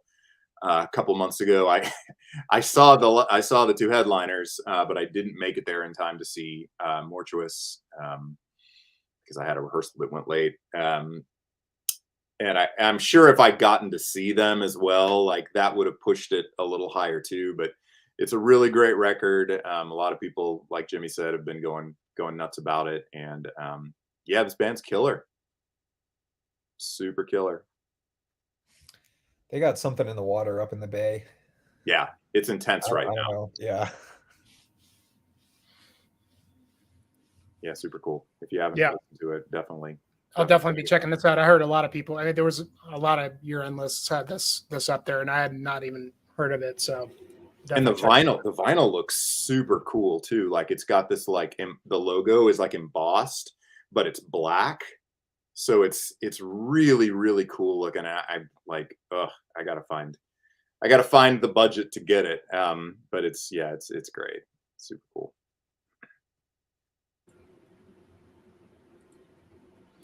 All right. Next up for me is the new Dreadnought with the Endless is the name of the record. If you're not familiar with this band, they're from my hometown, Colorado Springs and Denver. 2 females, 2 males. And the best way I could really describe this band is I've been, I think this is their 5th or 6th record. They've, kind of been under the radar for a while. The first time I heard them, I went to go see Devin Townsend in Denver, and they were the opener, and I'd never heard them, and they just blew my mind. They were amazing. The best way I could describe them is like if you took maybe elements of Tool with black metal and jazz fusion, just kind of all kinds of things to throw into the blender with this band. But at the end of the day, the music comes off as more of just this sort of ethereal kind of sort of journey. It's not, every song is usually fairly long, 10 minutes. A lot of instrumentation going on. The 2 females front the band and do all the vocals. They do black metal vocals. They sing. The main girl, Kelly, she plays guitar and also does flute passages. She is she's with the main guy from Wayfarer. That's her. I think they're engaged now. Shane from Wayfarer, and the other girl does the keyboards. There's the drummer is a fantastic drummer and also plays saxophone. And then there's a bass player, and I think they just recently added another guitar player. But Wow. they kind of have a formula, and I would say this is a good place to start if you've never heard the band. They've got a couple of really great records. The one before this I wasn't too crazy about. I think they really stepped up their game on this one. And on this one, they kind of abandoned a lot of the, the flute and the saxophone, kind of kept it a little bit more stripped down. I think they're focusing a lot more on the vocals, and the girls, man, they just really killed it on the vocal department here. They really stepped up their game. And it's just a very dreamy, just kind of, maybe post-rockish with black metal vocals. Kind of, it's interesting to hear them because, like I said, I mean, they stick to a certain formula with the way they sound. But this one, highly melodic and on profound lore. I love the cover art. I like that they sort of represented the female. It kind of looks like something that you would see on a Funeral Doom cover art or something like that. That cover's awesome. Love it. Yeah, very, very cool. Cool vinyl as well. And I mean, I'll champion these guys as much as I can, being from my hometown, and they're great live. I unfortunately missed them when they played at Fire of the Mountains because they played really early, and I was hiking that day in the Tetons. But I've seen them live, a few times, and great band, man. It's it's just kind of I can't really put them into any kind of category. They just kind of exist on their own, and they've done a really great job with this record. Awesome. I saw them live a few years ago, and I just caught the tail end of their show, but yeah, they blew me away. I was like, oh my god, I gotta listen to these guys. And I've been meaning to listen to that record more, the one that came out this year. I listened to the previous one and I enjoyed it, but I need to listen to this new one more. But yeah, they're fantastic musicians. They all are very accomplished, and I actually met Kelly, the singer. She was there. I met her at the Porcupine Tree concert a few months ago. We went to this bar across the street to pregame, and she was there with Shane, her fiance. That's the lead guy from Wayfarer. I had my Fire in the Mountains shirt on, and she tapped me on the shoulder, and we talked, and she was totally, they were totally cool people, really, really awesome, nice people. And, you know, the way they're very instrumental in the whole Fire in the Mountains festival. And yeah, so good shit. Yeah, I was gonna say, doesn't CJ love that band? Oh yeah. He loves all that. You know, yeah, no, I'm pretty sure he's a big fan. Shout out to CJ Yacob, great drummer too, awesome drummer. Yeah. Ryan. Cool. So my number 16 is Eisflammen with Follow Me. Eisflammen is it's a Russian black metal band with a German name. I'm not really sure why they chose to go that route, but this is one we were kind of talking about, records that came out really early in the year and had staying power. This is definitely one of those. It came out extremely early, January 19th. Needless to say, the album art grabbed me right away. They're clearly explicitly like a nature themed band. And while I do not read Russian, the music is very evocative of, you know, natural landscapes and just natural beauty. This isn't a record that focuses a lot on like aggression or sounding evil. It's very squarely an atmospheric black metal record. And I would almost go so far as to say that it's atmospheric to the point where like individual riffs aren't really even that memorable. And of course that sounds like a bad thing, but when taken as a whole, when you just sit down and listen to this entire record, the atmosphere and the imagery that it evokes, it's just really transportive. And I really appreciate that. That's a huge part of why I like black metal so much. And this record does that supremely well. There's really not even much more to say. It's atmospheric black metal, but, you know, not long form. You know, most of the tracks are probably like 6 or 7 minutes long. Individual riffs, your mileage may vary. I can't even really conjure up a specific riff from this album, but as a whole, these whole compositions, they're just so effective. I think the album is Follow Me in English, but I can't even read the Cyrillic alphabet. I don't know what sounds those are supposed to be making, but really, really good record. I think one of these dudes is in the band Elderwind, which is another really pretty high profile atmospheric black metal band from Russia. Supremely atmospheric band. Yeah, that more than this one for sure. This one does have more of a bite. I would say Elderwind is almost like summoning-esque, like just slow plotting atmosphere building. This one has like a bite. It's still, you know, like traditional second wave black metal, but with a clear atmospheric and sort of nature oriented vibe to it. So yeah, that's that. Haven't seen many people talking about this one. Highly recommend you check it out if you haven't heard it. It's a good. Yeah, one. that was one of the ones that I have a copy of it. It's up on my shelf somewhere now, but I finally got my copy of it because I pre-ordered it when it first came out, but then, you know, there was a certain invasion that was happening in certain country and certain, you know, mail wasn't really being sent out right away. So yeah. I think I got my copy like 2-3 months ago, finally. But it showed up. Doesn't surprise me. And the shit. Yeah, I just threw it up. I don't know where it's at on my shelf readily, but like the lyrics comes on basically a poster. It's like a poster of that front cover. It's that's like cool. Yeah, it doesn't really fit inside the packaging. It's kind of funny, but but no, it's really good. And that, like I said, that's one of those ones I was really sad to have to set off to the side to not make my final cut. But yeah, I didn't give it enough time. I didn't give enough listens to it to really justify it.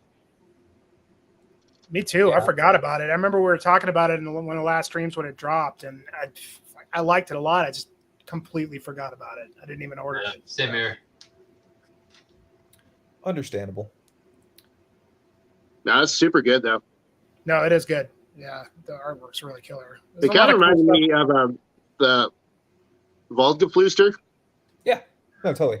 Kind of similar vibe. That vein, especially their second album. Yeah, and I mean that's another band that I would, again, this sounds. I need to find a better way to express this sentiment because it sounds like an insult, but like Volgaflüster is not like a memorable band to me. But when I'm like sitting there engaged with the music, it's like a transportive experience. It's just like the album's over. I'm not like, I really liked the fourth riff on the third track because it's kind of exactly like a totality thing. I was just thinking of that the other day. I forget what I was listening to, but the whole exactly, just the atmospheric. Yeah, I should have workshopped a better way to talk about it than just saying, "Oh, that band's not memorable," but I love it. Like because that doesn't really, that's not really a good sell.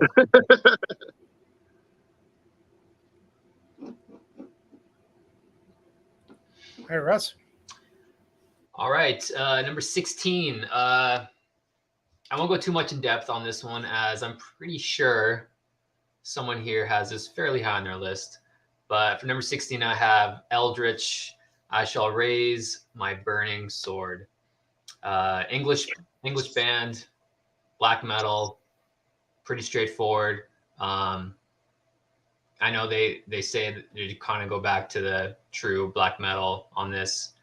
Just one man. I'm pretty sure just one guy. It's just one dude. Yeah. No, I love it. It's an awesome album. It's varied. All the songs are a little different, which is always nice. There's some synthy songs, just some straight up black metal songs. There's like this second song. It goes basically from a black metal intro into a straight up punk song. So that kind of really engaged me a lot. Just a fun fucking album, Absolutely. The bass playing on that is what really, like, the bass is actually kind of prominent, and it's like, I love when there's like really good bass guitar. Actually, I like when I can hear bass guitar in a black metal album because that's kind of a running joke.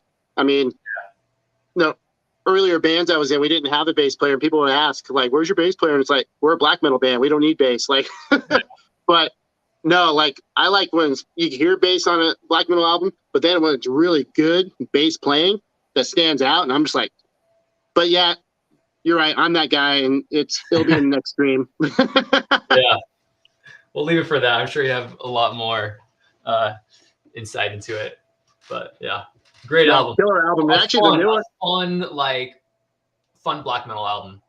Yeah, it's great. Actually, did you check out the second album they released this year? No. It's good, but I'm waiting for my CD to really dig into it. Okay. But it's not on early listen, like initial listens. It wasn't on the same level as that album. I don't like it quite as much. Okay. And it was still good.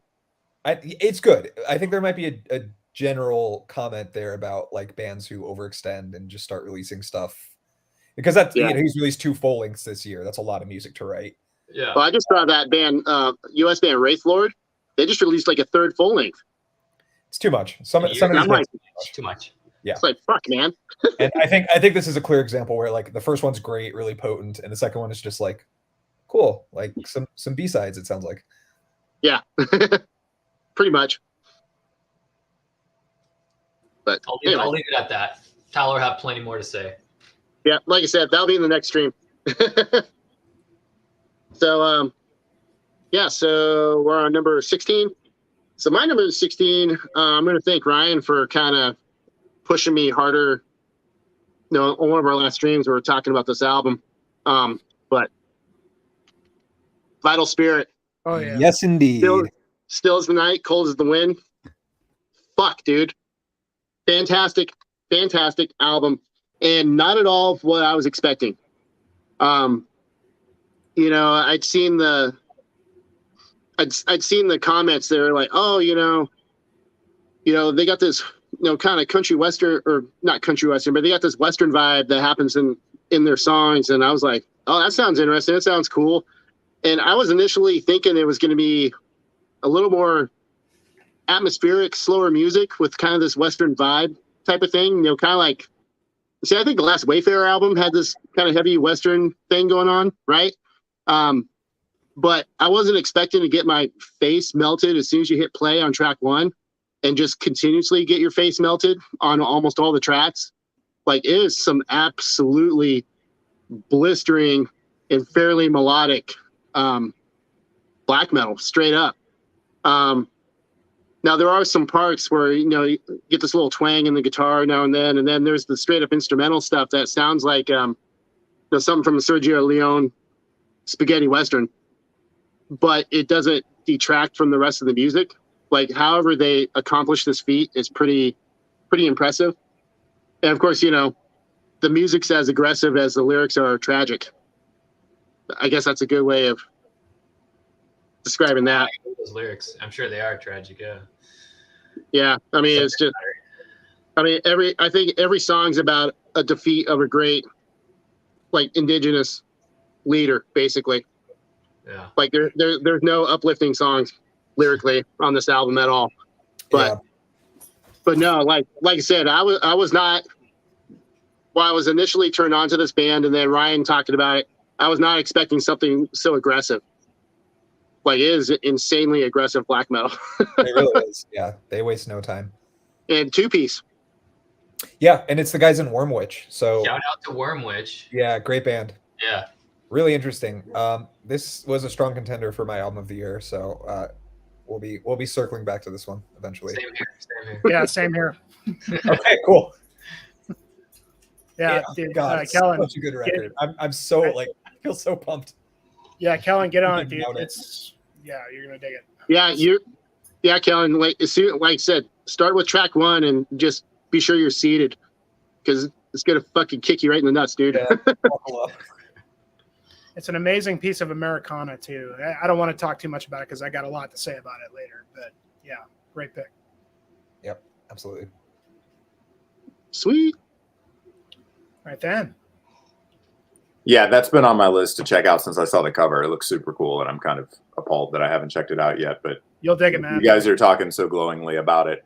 I'm gonna kind of circle back with my next one to Russ and have a slightly more fun black metal album. This one done by some fairly familiar silly thrash dudes. This new Morbicon album from Phil from Municipal Waste and Cannabis Corpse, etc., and Dave Whitty from Like Everything, and then the vocalist from Fintroll. I didn't have any. I first saw this pop up and it was like, it's kind of cheesy. It's called Of Mournful Twilight and it's OV. I'm like, I don't know. But then like it's another one that I started listening to and I was like, yeah, this is kind of what I want to listen to right now. It's pretty catchy. It's kind of like the album that kind of came to mind is like Now Diabolical era Satyricon kind of stuff. So it's kind of got like a little bit of a rock and roll vibe to some of it, but like with fairly regular like good guitar solos and stuff as well. So I ended up really digging this album. I got a cool vinyl with like split. It's like the Decibel magazine vinyl pressing that's pretty limited. It's got kind of a cool like smaller booklet, which is kind of fun. Really dig it. It's like I said, it's kind of fun.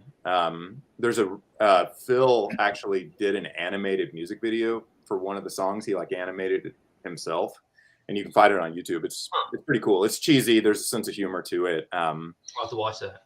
Yeah, I checked out a couple of tracks on that, and I was pretty impressed. I mean, I had zero expectations. I mean, I wasn't like not coming at it like, oh, those guys actually made a good black metal album, but it's more.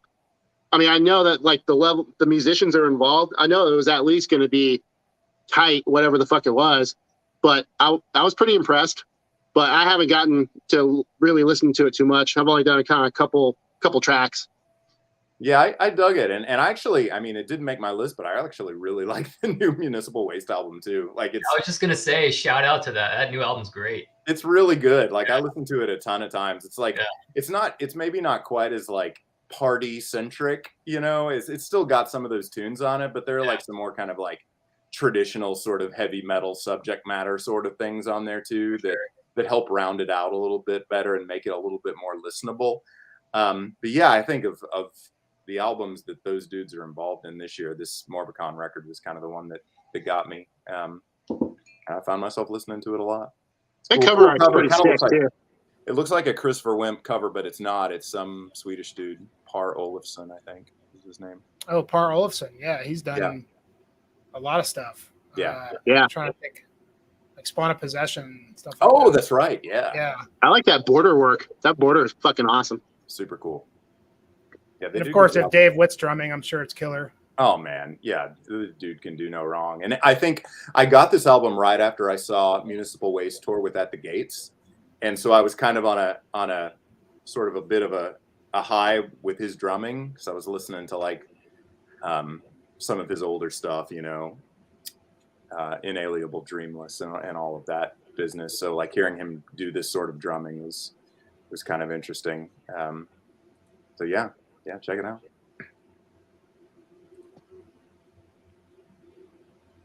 Killer. All right, we're down to 5. We're doing pretty good, I think.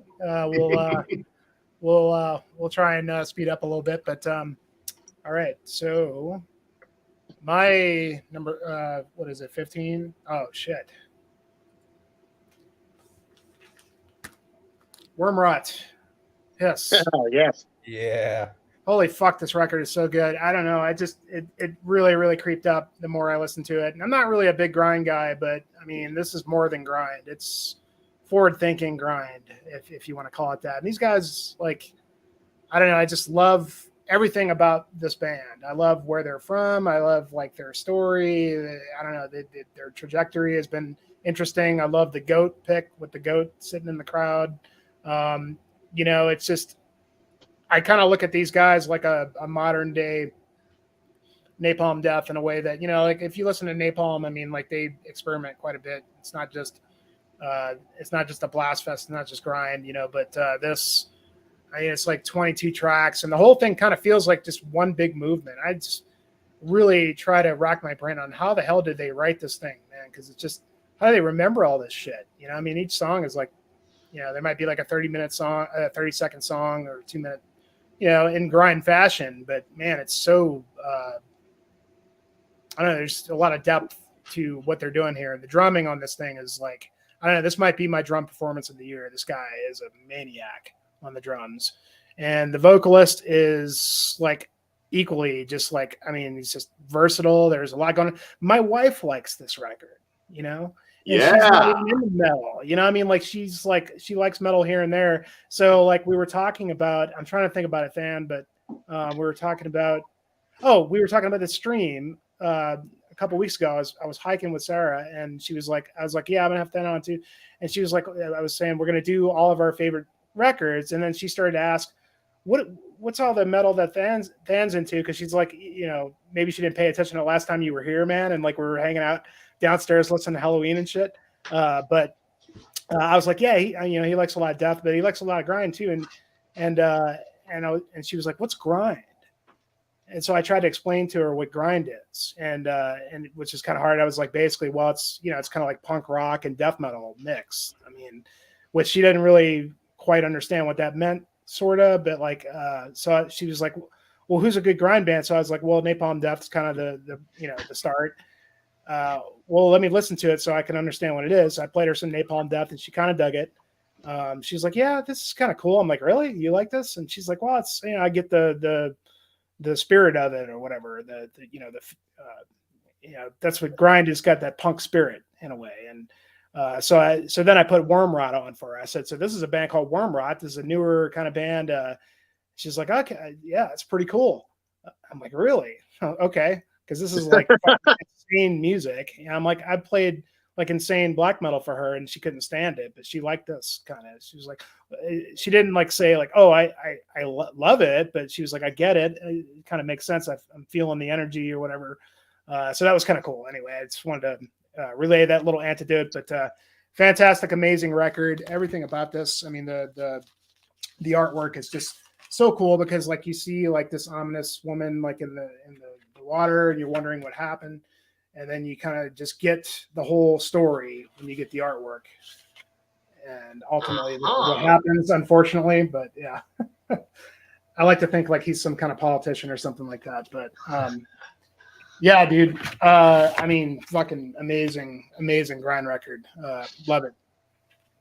I'm gonna have a whole lot to say about that because I don't know. I mean, I never paid attention to them at all. Like I remember when their first album came out because Earache was making a huge deal about it and everything. And But like, I just listened to that on a whim. Like the day it was released, I listened to the stream, not really thinking it. And I had like an incredible emotional response to the record and couldn't stop listening to it. I've listened to it so many times since then.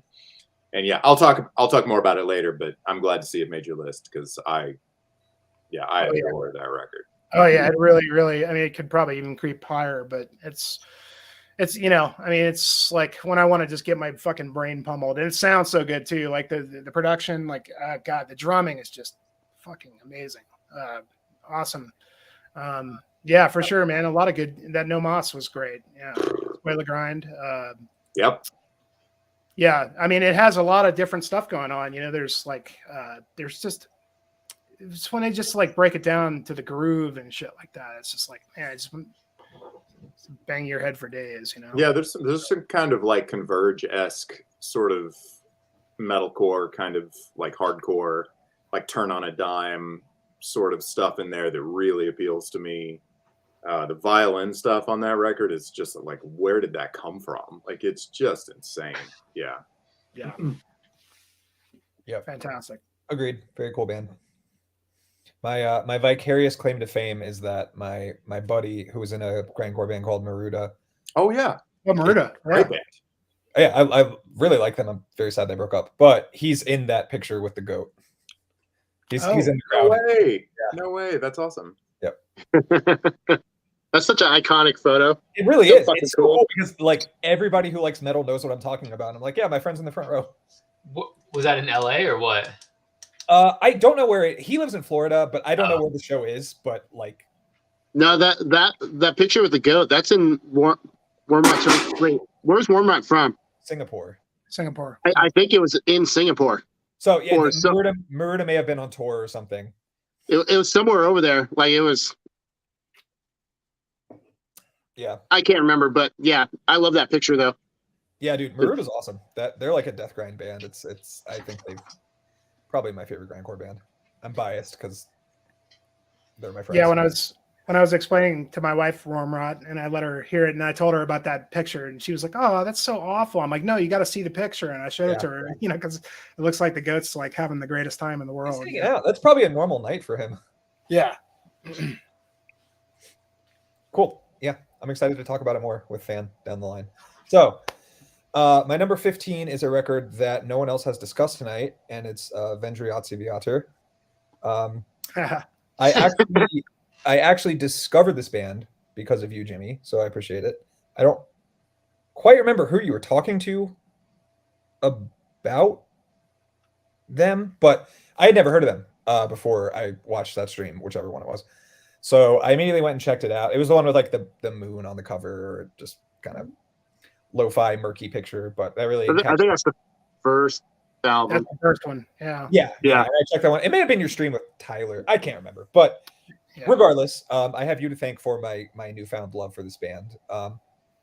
Again, this one probably could have been top 10 for me, but it, like you guys both mentioned, it's dense, it's really long, and you can't just like put it on and go about your day. Like, you kind of owe it your full attention. I weirdly enough, I don't know if anybody else hears this, I get strains of old Wolves in the Throne Room from this band. Especially certain parts on this record in particular really evoke that same like it's just magic. Like you guys said it, it's their best produced record. I would agree, but I think it's still in that sweet spot for me where it's not crystal clear, so it still has, it's not sterile by any means. Yeah, and it's clear enough that you can engage with it, but it's also still got that like old school black metal magic where like I forget what it's called, but you almost like imagine extra layers just because of how like dense and compacted it is. Mm-hmm. But that's cool, like you'll hear a melody and you'll be like, are they even really playing that, or am I kind of just like imagining that because my ears are fatigued? But yeah, I mean, this record has really beautiful and peaceful moments. And I think there's like 2 or 3 parts on the record where they use the sound of like water lapping, and I think that's especially cool because it actually reminds me of the band photo that they had that you showed earlier on Encyclopedia Metallum. So it's just so wonderfully like evocative, because when I hear that sound, I literally picture the band like literally just like picture them doing that while I'm listening to the music, and it just heightens it. It brings an extra layer of enjoyment to the music. I tried plugging the lyrics into Google Translate. It does not work well. So I really want to get my hands on the lyric booklet if they have a translation. Man, I love this record. This is incredible music. Just really transportive. Yeah, I love this record. I'll take pictures of the booklet for you, bro, and I'll send that'd it be to you. awesome. I'll definitely do that for you. Thank you. That'd be really cool. Yeah, I mean, I definitely hear some of that Wolves too. Like, yeah, I didn't think of that. It's weird. I didn't think about that. It's not an obvious comparison, and I wouldn't say they sound like Wolves in the Throne Room. Check them out, but like, especially like Diadem of 12 Stars and maybe Two Hunters a little bit. It's just got that like same type of magic. Where it's that dense atmosphere. It's not just atmospheric. There's a density to it. It's dense atmosphere, and it's very repetitive. And I think Wolves in the Third does that better than almost any other band. Where they're maybe Paysage d'Hiver does it better, but they're like, oh, we have this cool riff we wrote. We're gonna play it for 5 minutes, but it works. Like, and well, if you're talking about Diadem 12 Stars, like we have this cool riff. We're gonna play it for 18 minutes. Yeah, we have this cool riff. Cool. Yeah, absolutely. So yeah, there's a little bit of that on this record, and that's a magic. Even New Wolves in the Throne Room doesn't capture the same, atmosphere as Old Wolves in the Throne Room. So that's something I'm always trying to look for in music, and this band taps into it. Good stuff. Yeah, I like to think that they sort of have that, like authenticity that Wolves has. Like they kind of live their music in a way. I don't know if these guys do or not, but their music definitely sounds like they do. Yeah, it feels very plausible that they're actually like, off grid in a Polish forest somewhere. I really get that impression. Like you see posts from stores, and especially his store stuff. Like, yeah, I think he does like live on a farm and like got like 100 acres of land or I something totally like that. And it's also like he has so many outlets. Like, this one deals with like, it's obviously a lot about nature, but Polish legends and mythology and stuff. Like, it feels very authentically pagan. It's not just like some cool lyrical content. It's like he's really, really expressing a part of himself with these bands. But you hear it in the folky parts on that band or that project, and especially the acoustic shit with Stores. Yes, 100%. Yeah, and that's why I'm thinking like bigger picture now, because like he's got all these different bands, but they all tap into that same kind of ethos. Energy. Yeah, for sure. Yeah. Rick. Yeah, I know you missed a lot of good releases, man. Yeah, dude, you missed all that talk, dude. Yeah, you found us. That's the next dream. Yeah, top 10 coming. So shit, top 5. What's up? Well, maybe it was good. I don't know, but I don't think we're gonna find too much arch enemy on this this collective here. But it was not good, FYI. Have they been good since Black Earth? That's right. If I didn't have a 20, Nick, then that would have been it. So it is what it is. Hey, they got Loomis in the band, right? So what a waste! The biggest waste. We don't have to go down this, but that's such a waste. Devote a whole nother stream to that fucking travesty. But anyway, all right, Russ. Well, speaking of arch enemy, number 15. No, that was a joke. 15. We're going with another folk album. Folk kind of world music, ritual folk. The new Heilung. Album, yeah. Drift. Oh, I don't know if anyone else has this on their list. Tyler, maybe. I don't have any folk stuff on my list, but no, that's excellent. Yeah. No, yeah, it's honestly the first one of theirs I've really got into. I guess I'm not super into kind of the ritualistic folk, the slower kind of, I don't know. monotonous, tribal stuff. But the first 2 songs on this album are very melodic, more kind of just, proper songs. And those really hooked me.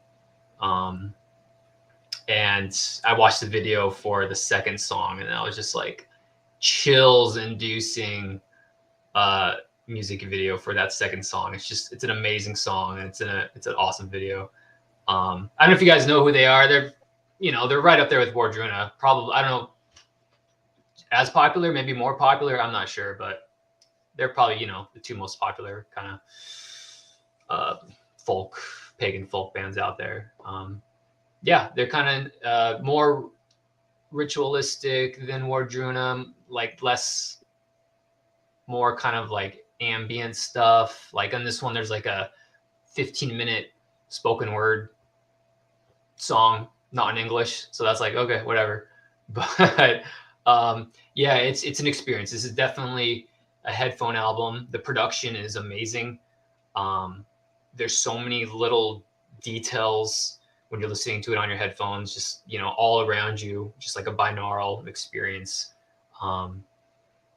Yeah, so there's like, I would say it's probably like maybe half the songs are like traditional, I don't know, folk songs. The other half are just kind of more in the vein of ritualistic, tribal, kind of like trance-inducing stuff. But yeah, like I said, this is the first one that really stuck with me. I think this is their 3rd release. Yes. But yeah, it's an experience. It's definitely a headphones, sit down, turn the lights off, light some incense, and go with it. But yeah, great album. Oh yeah. No, the only folk album I got that kind of compares to that is the new Pragnavot. Okay, yeah. But that's like, they're kind of the opposite of Heilung. Like Heilung is it's about kind of uplifting, healing. I mean, that's what the name translates to. Like Pragnavot's like we're taking down some dark shit. Yeah. And it's similar music, but it feels more violent. Yeah, no, that's maybe why Heilung is so popular, because it is kind of like positive, uplifting. Like we're all, one tribe, blah blah, kind of thing. But the music speaks for itself. Yeah, it's really good. Nice. Yeah, yet another band I'd love to see live. My wife likes those guys as well. Yeah. They played at what's the is it Red Rocks? What's the in Colorado there? Yeah, Red Rocks. Yeah, I wish I'd have gone to that. I don't know when that was, but hopefully they come do that again. It was the summer, maybe, but yeah. I had a couple of friends from up here in Alaska that went down and saw them. I was insanely fucking jealous of them. Yeah. I wish I would have gone see them. They were in Seattle. I saw Wardruna last month when they were here, which was amazing. But I wish I would have seen Heilung. That looks like even more of an experience. Yeah. Mm-hmm. Cool. Yeah, number 15. Well, my number 15, I think it came up earlier. The Stangarigel. But so don't really have too much more to add than what Jimmy said. So my thoughts on it. So production wise, like this is gonna be a weird word to say, but it kind of felt whimsical in a way. Like, a lot of bands that have this. Sure. Yeah, but it's so, a lot of bands that, have this theme, like, forest spirits and, pagan rituals and things of that nature. You listen to the music and you expect something ominous, like something terrible is going to happen to you. But this is just, I don't know. I don't know how else to describe it, but it's like if you came across this happening in the forest somewhere, like, you're not scared, you're intrigued, if that makes sense. I was comparing it, and they actually compared themselves on their Bandcamp page in the description, but I hear elements of like, the Shadow Throne from Satyricon, Bergtot, Ulver, and then actually that first track, they have some underlying synth stuff that's like For All Tid, Dimmu Borgir. And it's that kind of era of sound, of production, that real warm, murky, atmospheric type of stuff. And as far as the vocals go, I actually really like the vocals. I like the fact that it kind of sounds like a disembodied voice just echoing through the trees kind of thing. No, I was insanely impressed with this album when I first heard it. But as we mentioned earlier, or we were talking earlier, like I kind of have to be in the mood to listen to it just because of how murky it is. But I don't know. I really enjoy the album a lot. Like it's a good listen for sure. Yeah, it's really great. I gotta check this one out. Never heard of this in my life. Yeah, I didn't think about the Bergtat. There is some like some early like Satyricon kind of stuff. Well, that's what I mean. Like the Shadow Throne. Yeah. Mm-hmm. Like is that kind of?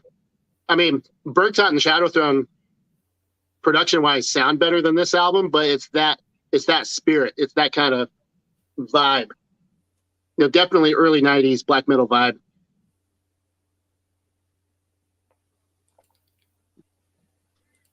All right, Dan.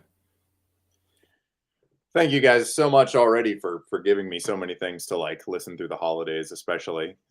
I mean, so much really good Christmas themed music, especially we've got going on here. But Absolutely. but you know, got some long drives to go on to drive my wife crazy, so this is gonna be great. Well, that Stangarigel, I mean, that could be Santa Claus on the cover, you know. So. Okay, it could be. You never know. I think it looks kind of like William Blake, one of those William Blake paintings. But I'm not sure. My 15 is very much the sort of thing that's down to my core. The new Destruction record, some Teutonic thrash. Ooh, nice. Oh yeah, totally. This is a great record, and I was inspired to get into it because I got to see them for the very first time. Dude, they were amazing at Death Fest. And they were so fucking tight. Absolutely blew me away. You sometimes never know with some of these older bands what you're gonna get, and man, there was no doubt. And this new album, you know, it definitely goes along with that. They're doing some good stuff. It's real. I love the art on this. I kind of wish I'd gotten it on vinyl, but it's like the track listing. They have all the tracks like on patches. Oh, that's sick. Battle vest sort of thing. It's really cool. I think they have a couple of younger guitar players that have made it into the band in the last like 2 or 3 years. I think it's maybe injected some new blood, but yeah, I think Destruction's kind of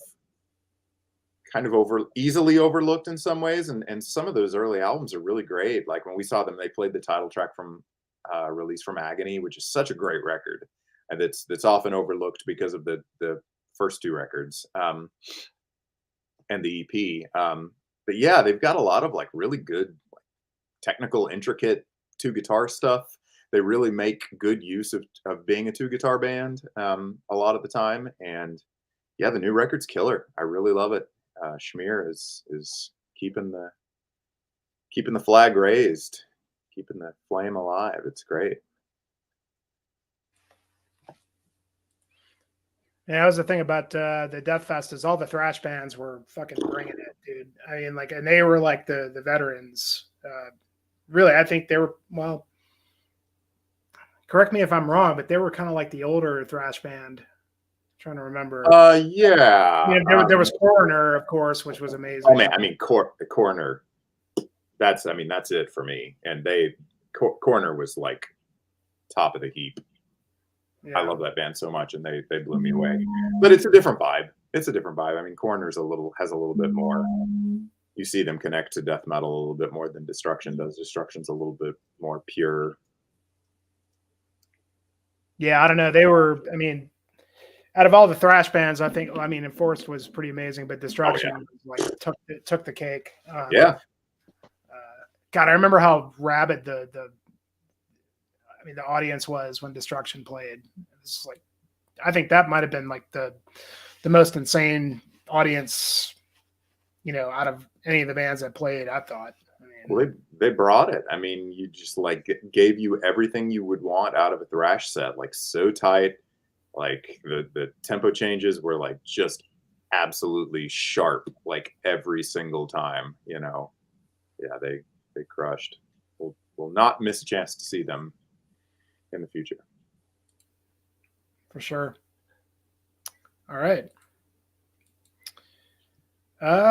So what are we on? 14 now, I think. Yep. And this one, I really just have to give you credit, Ryan, for this, because this album is Dang, higher than me. Wow. it's beautiful. I mean, I don't know. I guess it's like, so this is Oftrica. I don't know how to butchering it, I'm sure. But After the Storm, and Ryan talked pretty good at length about giving the history of this band, and I didn't know anything about them, and he turned me on to them, and it's, what can I say? It's kind of just like, maybe like neo-folk acoustic mixed with, I don't know. I mean, the one thing I will say that I noticed about it, I wish it was a little longer. It's kind of short. It's like 35, 40 minutes. But everything, it's a lot of mostly acoustic guitar, violins, fantastic female vocals. And the one thing that I thought, like the second time around that I listened to it, was like, I couldn't help but think about Anathema, like the later day Anathema. And it's not that they sound anything like Anathema, but it's a similar kind of feeling that I get. I don't know if you guys are into later day Anathema, but like just the juxtaposition between the female and the male vocals, and it's a beautiful listen. Just fantastic melodies, and like going to like the end of the record, like that last song where you have that spoken word, and what he talks about there, and it's just like you were talking about it, Ryan, in your review, that it really like, it hit hard, and it did the same thing for me. And I would say, like, if you're not or if you're not familiar with later day Anathema, it reminded me of the album Weather Systems, and the last track on Weather Systems is called Internal Landscapes. And on that track is a very similar feeling to the last song on this record, where they have this voiceover, and the music like fits perfectly with the voiceover.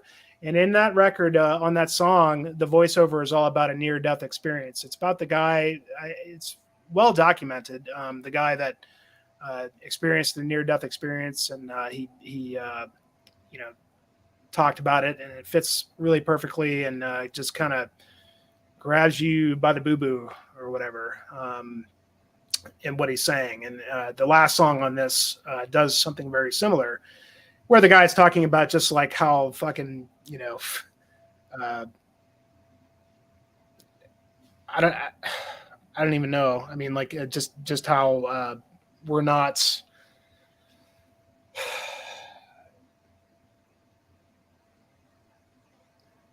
kind of at a loss for words, but I guess you just have to listen to it to kind of get the feeling of it. We don't matter, but we matter. And, looking at the cosmos and understanding your place in it, and all the depth in life, and just a lot of really, really deep thoughts with Jock Handy kind of thing, So I don't know, man. Thanks for putting this forward. I mean, I kind of went back a little bit on some of their other stuff, and I know that this is kind of not really standard for what they usually do, but I don't know. It's like, in a lot of ways, it kind of reminded me of like, like an Agalloch neo-folk record or something. It's just, I don't know. It just really hit home. It's beautiful. And I ordered the vinyl. It's not here yet, but yeah. I think he just, I think one of the guys' Instagram just said that the new record's coming out in 2023 next year. God. Yeah. I think I just saw that because. Yeah. Go ahead. Well, you don't have to like. I mean, it doesn't matter what music you like. I mean, what's good is good, and this is just, it's just beautiful.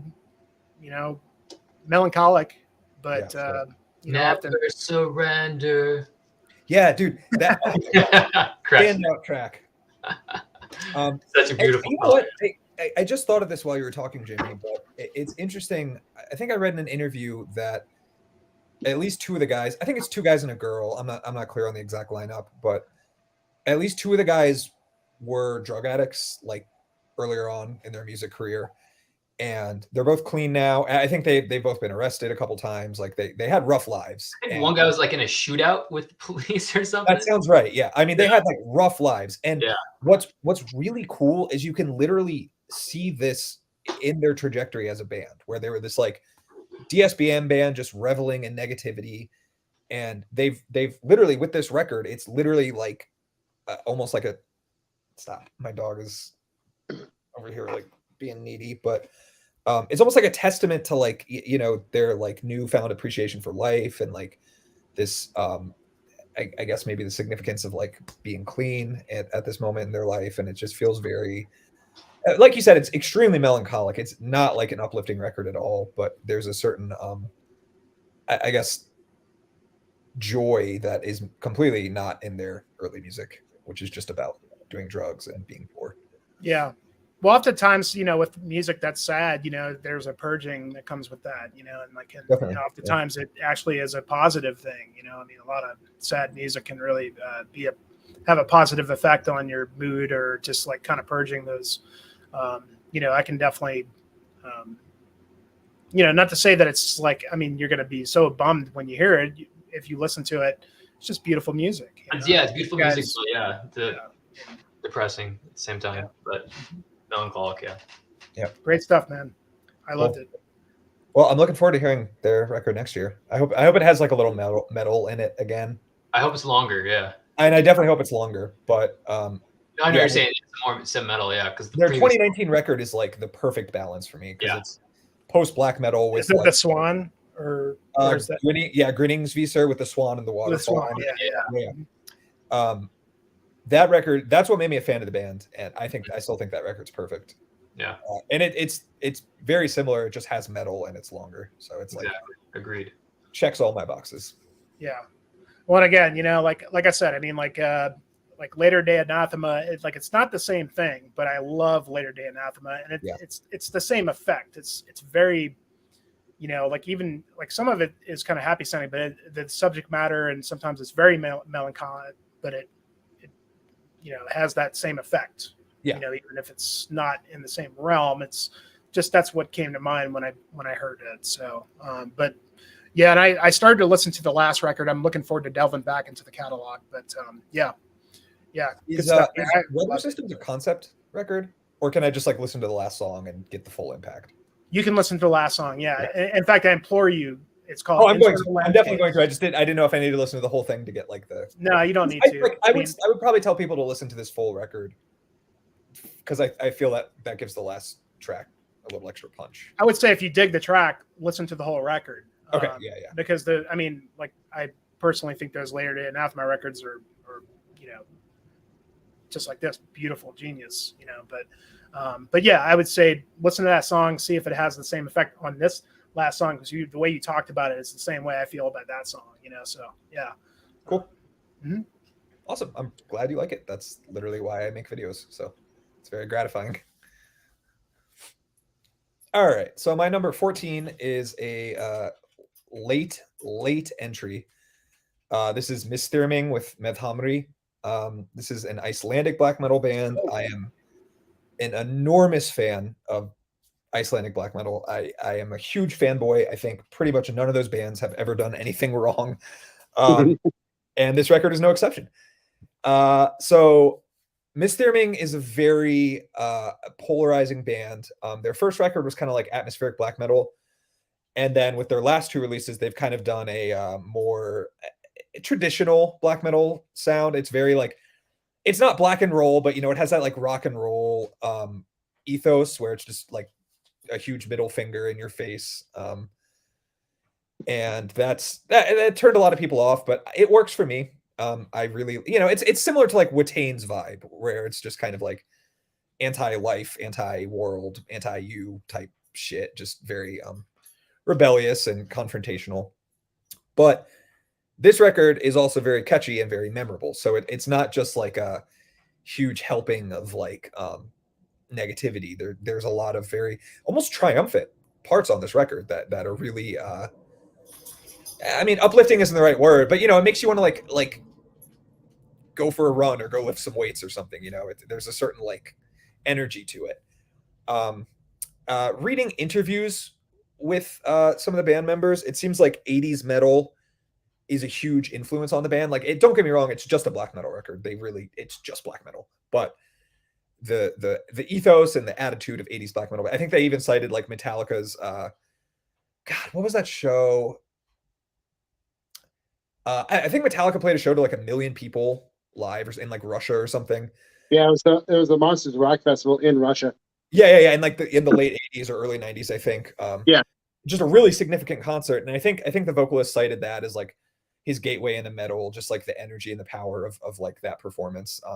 So I think that's like a huge influence on the band, and they actually nabbed the drummer of another Icelandic band called Svartadauði, who broke up recently, which sucks because I like that band a little more. But yeah, just phenomenal instrumental performances on this record. It's straight to the point. Like there's no fluff. It's just riffs and some minor atmosphere thrown in. But yeah, this is an incredible record. And like I was telling Russell earlier, I rank my lists based on how many times I listen to an album. So for this album to have come out like 2 weeks ago and to be in my top 20 should tell you everything you need to know about how good it is. Damn. Yeah, I checked out part of it, and I got really strong like Funeral Mist vibes.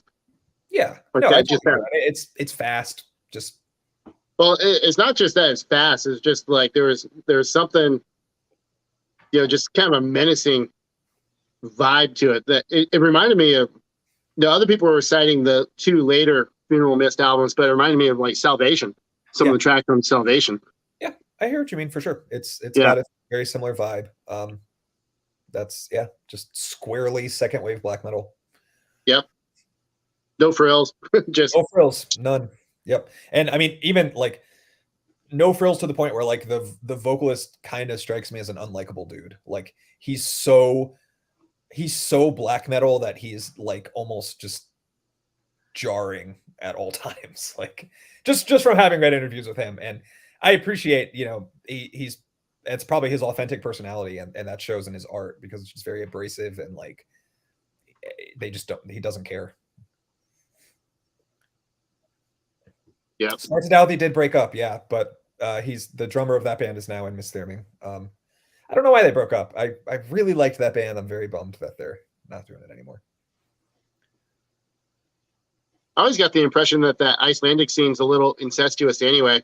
That they kind of shared members for live shows and whatever anyway. It very much is, but the other thing is when a lot of the times I'll discover a new Icelandic band and I'm like, oh, I wonder which dudes this are. And then I'll look at the page and it's like they're not in any other bands.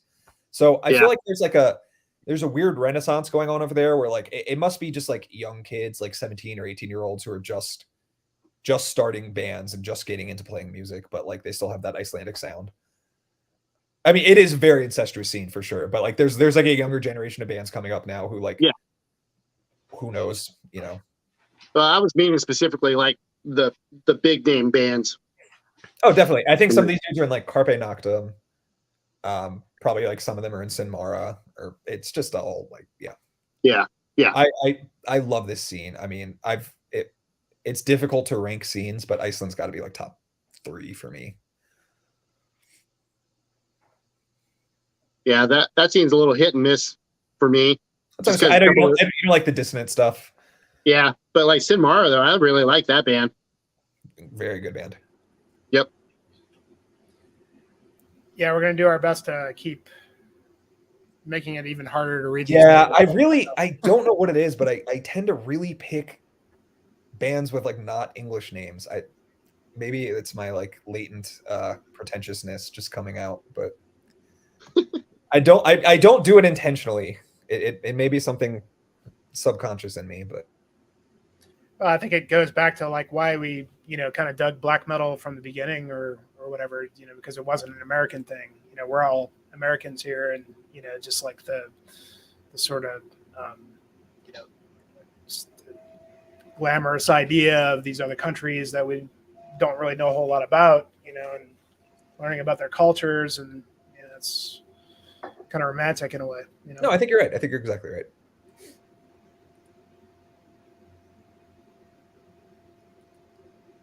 All right, Russ. All right, 14. I got Nocturnal Triumph. They're self-titled. Yes. This album is. I hadn't listened to it in a long time, and I just listened to it today, and I'm like, shit, man, this is fucking good. I just listened to it today again myself. You did? That's so Yes, funny. sir. Man, it's just 4 songs, 4 like 10-minute songs. I talked about it on the last stream, so I won't go too in depth. And I don't know, Tyler, sounds like you might have it too. But it's just 4 long songs. It's just a riff fest, a blast fest. It's the riffs are great, triumphant, but like it's still kind of dark. And what I always notice is like, yeah, the songs are 10 minutes, but they just fly by. They're just so many different parts, awesome, memorable parts in each song. You don't even realize like how long the songs are. But yeah, it's just a riff and blast fest nonstop from start to finish. But it's very very listenable though. It's not. I wouldn't say it's draining or anything. It's just an awesome album. Yeah, that'll be on the next stream. Okay. Yeah. No, it's a fantastic album. Like I said, I just listened to it today, and I'm like, oh man, should that be higher? No, I'm keeping my list. No, I won't say much about it because, like I said, it'll be in the next stream. I have it in my list, but I will say this: the track 2, especially, he goes into some straight up like Infernus Gorgoroth worship. That weird thrashy melodic thing that he was doing. I think it's my favorite track. Yeah, the second one, I think. Yeah, I was racking my brain trying to like think of other bands to compare them to. Like, I was like, I've heard this riff, I've heard that riff, but it's like I didn't care because it's just, as you said, it's just an absolute riff fest. Yeah. And then how they produced it to where all the songs fade into one another. So it's literally 40 continuous minutes of riffs and blast beat. Yeah. Yeah, no, exactly. But it doesn't sound like that. It just goes by. Yeah. Nope. Yeah. But that's all I'll say about it because, like I said, next stream. Yeah. All right, I'll keep it at that then. All right. So my next one, we're going to go to the country of France. The new Behemoths record. Yeah. Oh, Behemoths. Okay. Yep. Yeah. Orderlies. What is that? Fuck. What? I was just say the shape of it is. It's an A5. A5 did the pack. Got it. I mean, it is. I'm a sucker for these. Like, I mean, they don't fit on a standard CD shelf, obviously, because they're like, twice the height. But like how you guys are with vinyl and collecting it for the art, I like the A5 for stuff like this, Anyway, so they're cited as being a like medieval themed black metal band. But unlike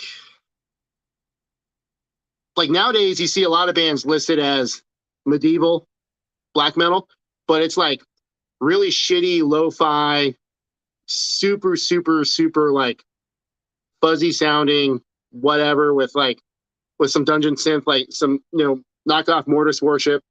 But this is hyperactive melodic black metal. I mean, the riffs are just insanely fast and furious. The drumming is just god tier drumming. I will say that actually some of the way the drummer does the fills, it reminds me of Dominator, like in his best like Dark Funeral days. Like we're talking that kind of speed and precision. But what I like about this band is they could play this super hyperactive, super hyper melodic, fast paced black metal, but the medieval theme actually comes out with like they have acoustic sections, they have some straight up folk sections, and the clean vocals There's clean vocals on this, and every time they came up on this album. I was listening to it the other day during my commute to work, like automatically, fist pumping, absolutely heroic, like just like I mean, yeah, I don't know how else to describe it. Like the medieval themes I think are more true on this than a lot of bands citing themselves as medieval black metal. I completely agree. Yeah.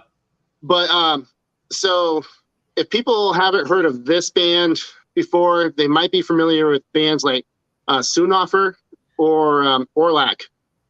Those are probably two bands you can kind of compare the sound to. Just that real, intense guitar forward, just insanely fast tremolo picking. I mean, this is the kind of shit I like. This is like, if I'm gonna listen to like really fast black metal, like I want to have a lot of melody and a lot of catchy shit, and this in droves. Like, I can't recommend it enough.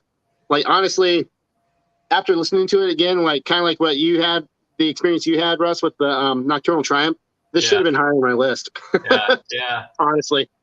No, because these two came out like around the same time. Actually, I'll just chime in here because this is actually my next pick. So, so we could just skip mine next time around. So I'll just go into it. Yeah. So this is my 13 pick. But yeah, I agree with everything you said. Epic, triumphant. You're just like, I don't know, storming a castle, kind of like epicness, But you're storming the castle, like you're getting rallied up to storm the castle. Yes, you're pounding like gears you're getting before fucking pumped to go. Exactly, before you storm the castle. What else can I say? Like you said, the medieval aspect. Yeah, like you said, like a lot of bands, they say medieval in their tag, but it doesn't, like lo-fi, or it doesn't really. Maybe just the lyrics. They put a picture of a castle on the cover and call themselves medieval black metal. Exactly. But this one actually has like some, medieval instruments, some cool folk instruments in the songs. They actually put them in the middle of the songs, not just like an interlude, which is, which I appreciate with the medieval tag. The songs are long. The songs are a bit long. But yeah, it's an awesome, epic, triumphant, real medieval black metal album. Yeah, and actually, I found out. So the vocalist on this, I keep name dropping that group on Facebook, the Order of the Black Arts. The vocalist is actually part of that group. So I did my little review on it, and he was like, "Thank you, great words." I was like, "Oh shit!" But he's also the label that this is on, the Antique Records. The vocalist of this band is the owner of that label. He's the one that runs that label. Cool. And I was like, I love your label. I have a lot of shit from it now. Because everything on that label is absolute quality. Yeah, I need to check out that label more, I think. Well, it's either shit like this or like folk. I mean, there's not a lot of in between. Yeah. And it's all good, all quality. Oh, that one band, I think Ryan sent me once with the medieval. It was like the harsh vocals. Medieval. Grilla. Grilla. I think they might be on that label. Yeah. Yeah, that's a cool band. I think so. Yeah. Yeah. Very interesting project. But anyway, yeah, fantastic album. An actual medieval black metal album. This is it.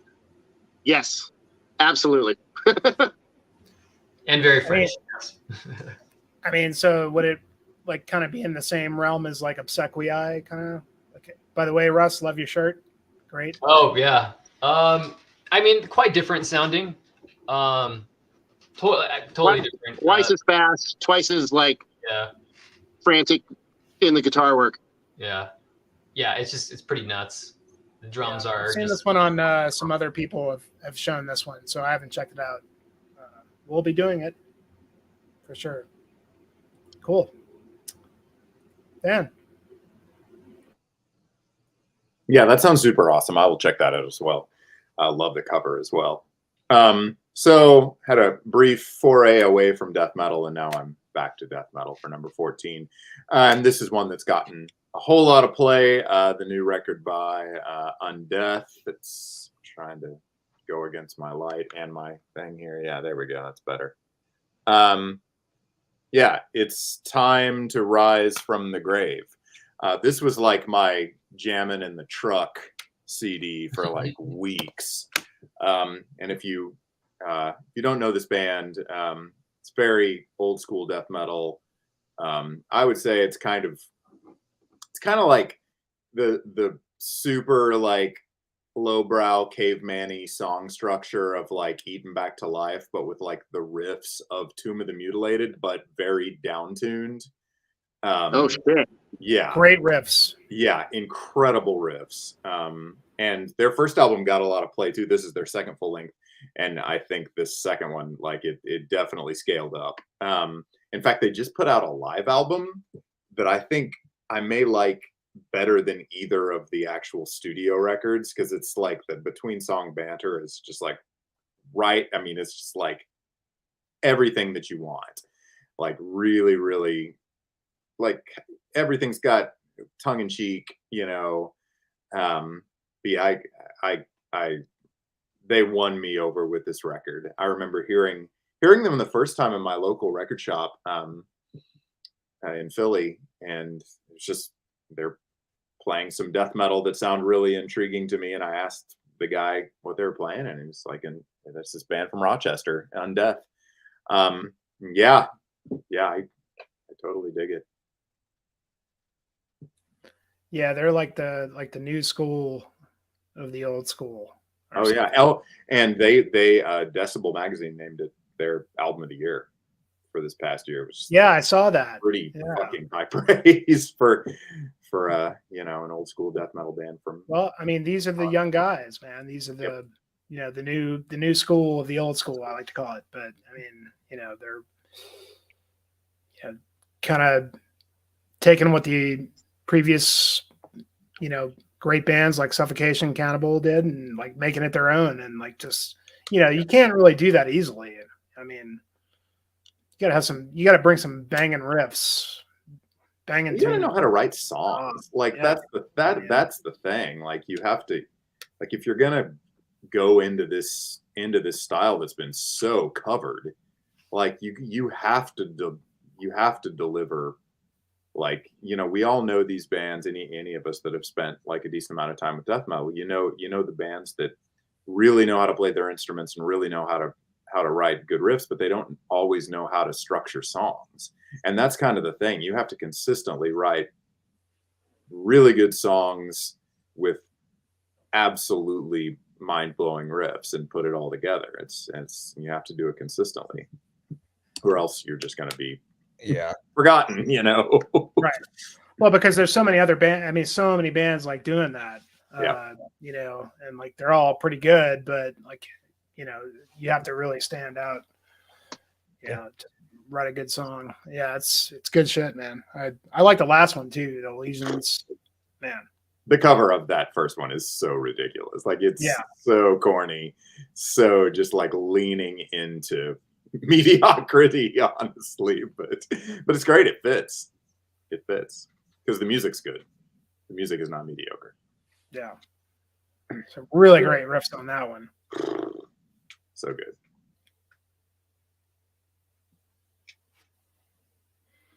Rick says, "Oh yeah. I've listened to that a little bit too. Yeah, it's good." All right, so I think we're down to 3 more. Everybody doing okay, or like good to go? Awesome. Oh yeah. Awesome. All right. Well, it's funny because like for me, like I think my top 10 is going to be like a little bit more kind of like, I don't want to say like modern shit, but like maybe more well-known stuff. But my next one, I really got to thank Tyler for turning me on to this band, and I really love this record. Is the Nocturnal. Yep. We'll be seeing more of that one. Yeah, I mean this. That's this actually my next one. Yeah, it's. I would say like probably, I'm a huge, atmospheric black metal guy. I think this is probably my favorite atmospheric black metal record of the year.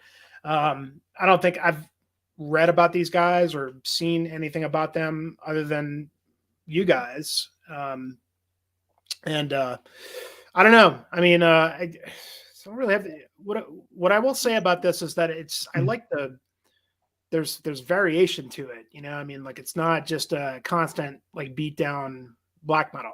It's, you know, it's very dynamic. It's very just, you know, it ebbs and flows, and it has the interludes, and you know, like, you know, bands that do like interludes, like, you know, a lot of times either the interlude is going to be like really perfect for the flow of the record, or it's just going to be like filler. And I feel like the interludes on this really just make the whole thing gel together so well, to bring, you know, the bigger pieces together. And it's a very very cult release, I guess. But I really love the detail that went into the packaging, and I'm kind of, I love that thing that came, the little card that came with it that talks about how, like, you know, I don't use, like, basically, like, I don't use runes for fun. Like, you know, I'm not gonna get into the whole thing, but I was surprised why it, you know, flipped over the packaging and it was like shrink wrapped into it. And there's this card telling you, it's like, you know, I use runes for intended purposes and blah blah blah blah blah. And I was like, I kind of wonder what happened, what prompted him to actually need to do that. Yeah, I wondered that too. And like, one of the really weird things about this, when I got this, is there's another little card that has my name on it, which I found really strange because I ordered this. Was it? I don't even remember the distro I ordered this off of, but I feel like it wasn't straight from the artist. It was, and it came with this little card with my name on it. It's just, that's almost eerie. Like, it's very eerie. And like, I actually got mine. I ordered mine direct from the Nocturnal Bandcamp page. I didn't get anything like that. I don't think I got it on Altair, I think Altair Productions, or I don't even remember, but I just found that very uncanny but cool. And I think like, in a lot of ways, like, if you're familiar with like Passage d'Hiver, kind of like, I feel like it is in a similar realm to that sort of, just, I mean, this is very wintry, just like blizzard, you know, desolate, cold black metal, but it's not, again, like, it's not just like razor sharp, insane blast fest. It's very dynamic. It's very well thought out. I haven't really read the lyrics. I don't even know, like, most of these lyrics are in German, I think, but I really kind of am close to jumping on the vinyl for this because the vinyl looks like really nice, but I don't know. It's just, again, it's very dynamic and ebb and flowing atmospheric black metal. If you're into Passage d'Hiver, and just melodic, good production, good songwriting too, man. Just good melodies. I mean, just in terms of the black metal side of it, but very exactly what I want to hear from this type of black metal. Very, very cool. Tyler, thanks for turning me on to this because I fucking love it. It's really good. Shit, man, you're welcome. And yeah, like you said, that's my next one. But so I'll have more thoughts on it when it comes around to me. Yeah, it's, I mean, like, I'm just surprised that, like, I've never read about these guys anywhere. I mean, like, their Instagram page doesn't really have a whole lot. Nobody's, I mean, I guess you learned about it from Facebook, right? From your group. Yeah. I mean, I actually got into this band a few years ago with the Existence record, which I liked the most until I heard this one. Like, a lot of people like the albums after that. I didn't like them as much, but this had like a similar vibe to me as the Existence record. But like I said, I got thoughts on that. I'll save it. Yeah. Good shit, man. Yeah, it's fucking excellent. Yep. Yeah. Okay. So that one's in my top 10. So we'll be talking about it in 2 different streams. Sweet. Yeah. Yeah. And again, I found them with the record after Existence, but you definitely pushed me. Was it the symbolosis or symbol? Yeah. Yeah. But you definitely pushed me to like give this one. Yeah. After like 3 listens, I was like, oh shit, like there's something incredible about this record. So yeah, shout out to you for that. number 13 is an even later comer to the 2022 roundup. This is Hate Forest with Innermost. Yes. And I genuinely believe with enough time, this would have been my album of the year. But I'm gonna stick to my system and try to rank this as objectively as I can. I've listened to this 7 times in the past 2 days. I am obsessed with this record. It's unbelievably good, and it's again, it's in that production sweet spot, but it's in an even sweeter spot where it's like absolutely perfect production. Oh my God, yes. It's ice cold, like frigid, but like there's still body, like the guitar tone still has some heft to it, and the drums are perfect. Like I really like when drums are low in the mix, especially for like kind of more lo-fi black metal like this. I think the drums sit at the absolute perfect level. The vocals are incredible. If you're not familiar with Hate Forest, it's like straight up death metal vocals over just icy black metal riffs. There's some vocal variation on this record, but for the most part, it's just like, and it's like good death metal vocals. Like it's not just like lower register vocals. He's like very, very talented. This is actually I think he's also the main guy in Druk, and yep. The last track on this record is what kind of basically what I was hoping Druk would sound like with their new record this year. And the new record didn't quite grab me like most of their earlier output. And I kind of was just, I assumed it was maybe they rushed it with their invasion and everything. And I understand that that's probably a really, really stressful thing to be living through. But I don't know if that's the case anymore, because Hate Forest is also a Ukrainian band, and this is like one of the best records I've heard all year. I can't say enough good things about this. Really, really critical point for this record is it's 6 tracks and 35 minutes long, so it's like imminently listenable. It is just like I would cue it up 3 times in a row. It's so good. There's great riffs on every single track. Vocals are incredible. There's like, it's aggressive, but it's also beautiful. I really, really can't say enough good things about this record. Yeah. Oh yeah. Tyler, you want to tap in? Yeah, man. So the thing that surprised me, I'm as big of a Hate Forest homer as there is. I was buying all the earlier albums when it was, Supernal music was still around. There was still a label. So I have some like pretty OG copies of the CDs. And I remember when Hour of the Centaur dropped, I was like, oh shit, yeah, this is a fine return to form. And it was really good, but it was like, it wasn't like, it wasn't at the top of my list for Hate Forest albums. Like Purity is still probably the top, but this Innermost album is like, it's fucking right there. I mean, it's, yeah, I need to give it some time, like, but it sits up with like Purity and Sorrow. I think with more time and more listening, I got the note. I sent you guys the thing in the chat. Like I got the notification my pre-order is on its way. So I'm sure as soon as I get the CD and I sit down and listen to it a lot more, it's probably going to assert Purity as my favorite Hate Forest album. But the thing that surprised me is like he actually introduced new elements that kind of came up on occasion on earlier Hate Forest albums.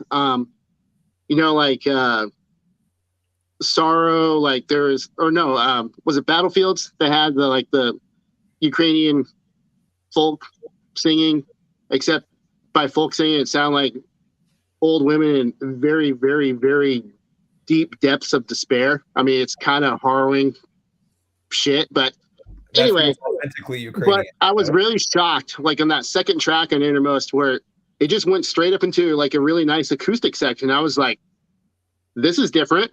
And then there's later on, there's like a straight up folk part, like actual folk music. And I was like, this is a whole different level for Hate Forest. So if Brian saw my comment on the Osmos video, so basically I described it as Roman Sanko took the best parts of Purity, Sorrow, the most ancient ones, and then also took the best parts of his other projects like Druk, Windswept, Precambrian, distilled it down, and I described it as a 35-minute cold brew of pure hatred and called it Innermost. Like it seems like he took the best elements of past releases and his other projects and dumped it all into the Hate Forest album, which makes me wonder if there's going to be more Hate Forest albums in the future. I mean, this feels like kind of a big coup de grace. Yeah, like it does. It feels like a big send off for the project. I hope not, but just the amount of, I don't know, like earlier Hate Forest albums, you kind of knew you were getting into. Like, it was just big droning riffs, deep vocals, like relentless program, double bass and blast beats, but this is like got a lot of variety. I mean, yeah, honestly, I mean, the only reason why I didn't shoehorn it into my list, because I told myself this year I wasn't going to shoehorn a band last minute just based on name. I did that a couple years ago. Actually, the year Hour of the Centaur came out, like that dropped like real late in the year, about the same time of year. And then there was like one or two other albums that also dropped around then that I shoehorned into my top 5. And I kind of looked back and was like, I mean, eventually they would have gotten there, but did they really deserve it? Like right then and there. So I'm kind of sticking to my guns and like, this is gonna be like my best of December list, because there's some other releases coming out that would also be on my list. Like we were talking earlier, the Satanic War Master, but he's literally dropping it like second to last day of the fucking month. Like, you fucking bastard. But yeah, this Hate Forest album is just absolute god tier. Like, and if you've never heard the band, this would be a very excellent way to get into them. Of course, it might ruin the other albums for you, though. I think they all have a certain charm, but I gotta say, like, having a real live drummer on these past 2 records has been a huge improvement. Has it actually been a real drummer? Because Roman's just listed as the only guy. It is, but he doesn't have drums listed anymore, so I assume he got like a studio drum. I'm like 90% sure they're real drums, but they could be. I'm not sure. I know the dude from Druk, his drummer for Druk, was involved in Hour of the Centaur, but he programmed the drums. Oh, he did. Well, maybe having a real drummer program them. I don't know. Maybe it's just like the technical advances in drum machines makes it sound better. Whatever it is, I think it really elevates it because the drums don't sound so like clicky and robotic anymore. Yeah, exactly. Yeah. But to bring up your point about his vocals, about Roman's vocals, that was a big influence for Rubizal. Oh no, I totally hear. I figured it was. Immediately, picked up on that. Yeah. I mean, we wanted to recreate that classic Slavic sound. So it's not done a lot. Like, people associate low vocals with death metal and shrieked vocals with black metal, but yeah, it's cool that you can push the envelope a little. All right, that's enough about that one. Yes. Well, I listened to it twice yesterday and I fucking loved it. I never really paid attention to Hate Force before. Kind of long time Druk fan, like on and off. I think this shit's way better than Druk. But yeah, really dug it. Couldn't really shoehorn it as well. But Dan, you'd probably dig it too, man. It's just fucking beastly shit. I mean, I like the variety of it too. That's always my complaint about Druk, is that it's just it's the same fucking song over and over again. There's no variety. I'm sorry, I should backpedal. I don't want to take anything away from Druk because they're a good band. But I just feel like sometimes it's like the same song over and over again, and there's no like. I always want that out of Druk, like to kind of change it up a little bit. And yeah, it's good stuff. I liked it a lot. Mm-hmm. Hell yes. Russ. Oh, you're on mute, bro.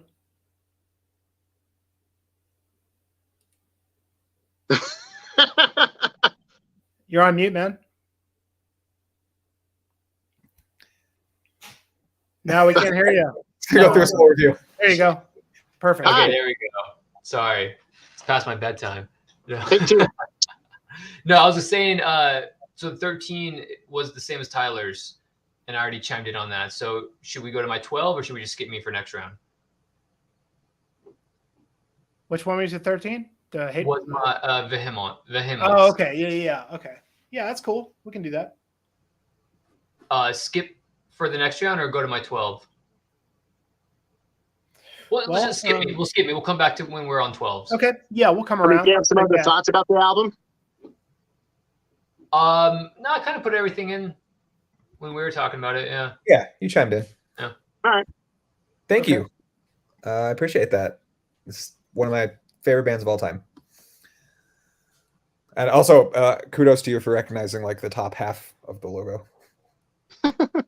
Is that a Nightbringer? Yes, it is. Yeah. Cool. So, well, Jimmy already talked about it. So my next one was giving the Nocturnal album as well. But I wanted to read something. So this is what's on their Bandcamp page in regards to the album. Says Wolfstone is a journey into the grim hour of fear and ruin, passing strange yet familiar dreams, roaming the eternal wealth of harvest season, a folklore of life, death, and transformation, a pagan's inner travel through poetry, and ultimately the shapeless light of spiritual mysticism. So basically, I kind of got the impression that this album is kind of to be taken as kind of a concept album, like a continuous story. And you were talking about how the interludes don't really fit in and they didn't feel like filler. Well, I feel like, reading that and then listening to this again, they're different emotions and different vibes of whatever this character is going through. Like that first, the Odal one, where it's almost it's kind of static almost, just like this real droney synth thing. It just keeps building and it felt confusing. So part of the journey, you're just like, you're questioning things, you're confused about stuff. And then, there's moments where you kind of it feels like the character kind of like, something clicks and he rejoices about something. And there's a lot of ebb and flow emotionally with this album.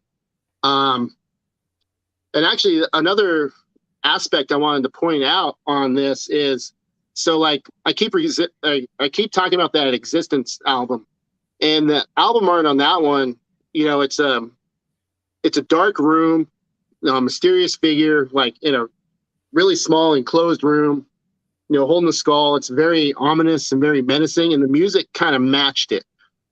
I felt the same way about this album art, this painting of this village being blasted by a snowstorm. Like it feels more expansive, like this character like stepped out of that dark room and into the real world kind of thing. That's really well said. I like that. Maybe that's not what they were going for, but that's what it felt like, especially reading that kind of description on their, how they describe the album themselves. So it just, it feels like a journey. And as far as the music goes, it's probably like the best German black metal album that didn't come directly from Germany. Austria, it's a bordering country, so close enough, right? But I got a lot of vibes of like Nagelfar, like the German Nagelfar, specifically like Virus West, especially vocally. But yeah, it's just, I don't know, man. Like Jimmy kind of summed it up really well, and that's kind of my thoughts on it. Just the album art matches the music. Like it feels he's out in the open air, and some of the more aggressive moments is like him getting pelted by this fucking snowstorm while he's trying to figure shit out or whatever. But I don't know. It's just, I think I need to listen to it even more, because I think it's a pretty deep. It feels like it's a pretty deep album. Like I feel like there's going to be more things I'm going to discover about it the more I listen to it. Yeah, definitely. It's like a hike, it's the journey. It's like, start, then you get to a point, then to finish. It's it's kind of like Paysage d'Hiver is very much like that. When you listen to one of their records, it's kind of a whole trip that you take. Well, here, here's another thing. So like, you're talking about this journey thing. So you want to blow me back up again real quick. Oh yeah. So he, so you can see he's using like the Othala rune, right? There's the regular one and there's the inverse. And Othala usually represents like home, wealth, just going back to your roots kind of thing. And a lot of people, when they're talking about rune magic or whatever, the inverse is the opposite. So really, this is like a life and death type of thing, like the journey up and then the journey to the grave kind of thing. I think that's kind of what they're going for in this. Yeah, because he would definitely be someone who would explicitly know, like, what that rune represents magically speaking. Yeah, exactly. But actually, you know what? Do you mind if I read like the little statement that he has on this card that comes with it? No, go ahead. So, and like I said, I want to know what prompted this. And I bet it was probably some new school Vikings watching homers that think they know everything about runes, But anyway, he says, art should never be explained by an artist. Yet I will leave you with these words. Runes are ancient symbols of which we know very little. Still, an irrational fascination of the unknown is not an uncommon trait. The runes and other symbols displayed in the context of this release are referred to in their most archaic and therefore enigmatic meaning, quote unquote, reflected through my personal symbolist poetry. If you look for any other contemporary or non-archaic interpretation from recent centuries, please look elsewhere. It is not to be found here. It cannot be further away from this work.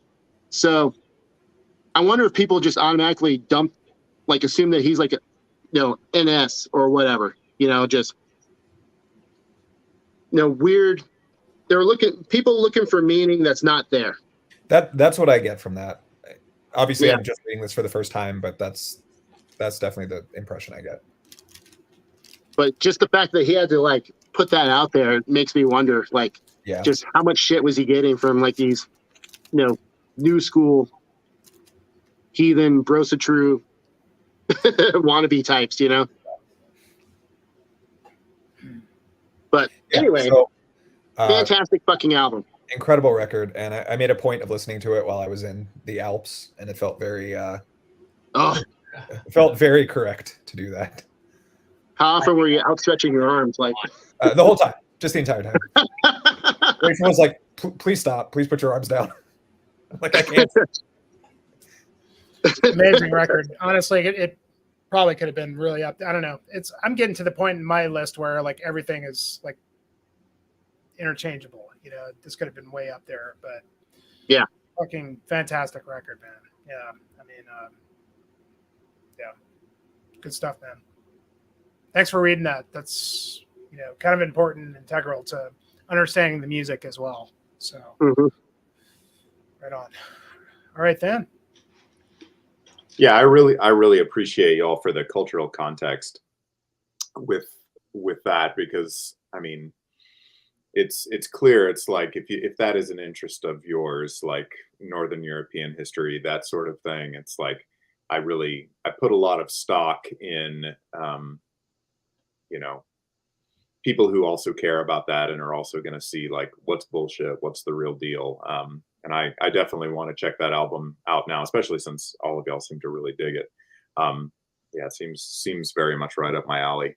My next album is actually another black metal album, and I'm curious because you guys are much more into the black metal world and deep into the underground there in a way that I'm really not nearly as much. But I listened to this album, The Great Below by Kvaen, and really dug it quite a bit. I'm a big dissection person. That was kind of one of my big gateways into the genre to begin with. And this album really, really grabbed me for sure. Obviously great guitar playing from all the guests that they had, like Mike Weed and Jeff Loomis on there, which, that's going to draw me in because I'm a guitarist and I like Dude, yeah, just having Jeff Loomis on your black metal record, imagine. Well, he's doing more interesting stuff there than he is in his main bands now. So. I couldn't agree more. Yeah. But yeah, I really loved this album. I was curious to hear any of your takes on it. If it's coming for me. Yeah, okay, cool. I would say I have takes, but that's next stream. Interesting. Okay, cool. Well, it's good to know that I heard something that was legit in this record, because I've really really enjoyed it. I haven't managed to get a physical copy yet, but I intend to. And I haven't listened to his previous record yet either. But I should also do that. Just as good. So the previous record was a slightly lesser version of this album, Okay. but an excellent starting point. And like if you go back and listen to the first album and then you listen to The Great Below, you're gonna be like, oh yeah, it went up a notch. Cool. But it's still an absolute, just face melting, absolute shred fest Yeah. of the highest order. It's everything that I'm after out of kind of an epic black metal album. So yeah, I'm glad y'all like it as well. Yes, excellent choice. Cool, awesome, thanks. Oh yeah. It's very what's the word? I'm not going to be able to think of it, but thank you. I don't feel quite so much like a noob. Hey Jimmy, is it cool if I knock my last two out? Absolutely, man. All right, appreciate it. Yep. I'll be quick. So my 12th pick this year was I'll send you the band name because it's kind of a mess. De Eviga Leandet. They are a Swedish band and they are largely anonymous. But the cool thing is their vocalist is actually the guy from Mare Cognitum. So they're like 80% anonymous, and then their vocalist is like very well known in the world of black metal. This is a really interesting record. It's actually not my like typical preferred style of black metal. It's sort of angular and modern, I would say. It doesn't really have like a pagan atmosphere or anything. It's just got a very like I don't know. It's very modern. That's the best way I can describe it. But How do you spell it? I sent it to you in the chat, but I'll just It's put in it the chat. YouTube. Okay, no worries. I'll grab it. You can continue. So actually, the name of the band, I guess, because that's relevant. Name of the band comes from a Swedish novel, I think, written in like the 1920s, and the premise of the novel is that people in the afterlife just while away eternity by having long meandering conversations with each other. Just kind of bleak. Like I get the impression the lyrical content's probably very existential and sort of dark and introspective. But there's just a lot of really like memorable, powerful moments on this record. A lot of good climaxes and really just a good ebb and flow. Really good sense of song structure. My impression is that even though the members are anonymous, they're probably all in other bands, just because this doesn't feel like a band's like first, or it doesn't feel like the musician's like first pass at making a record.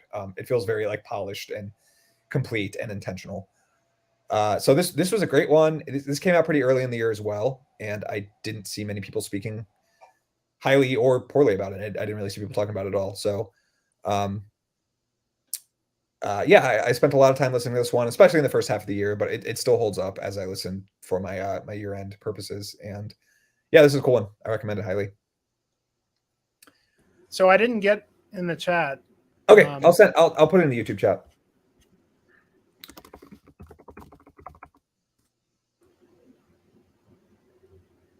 Perfect. Should be in there. Oh, yeah, there we go. Show Thanks. the record.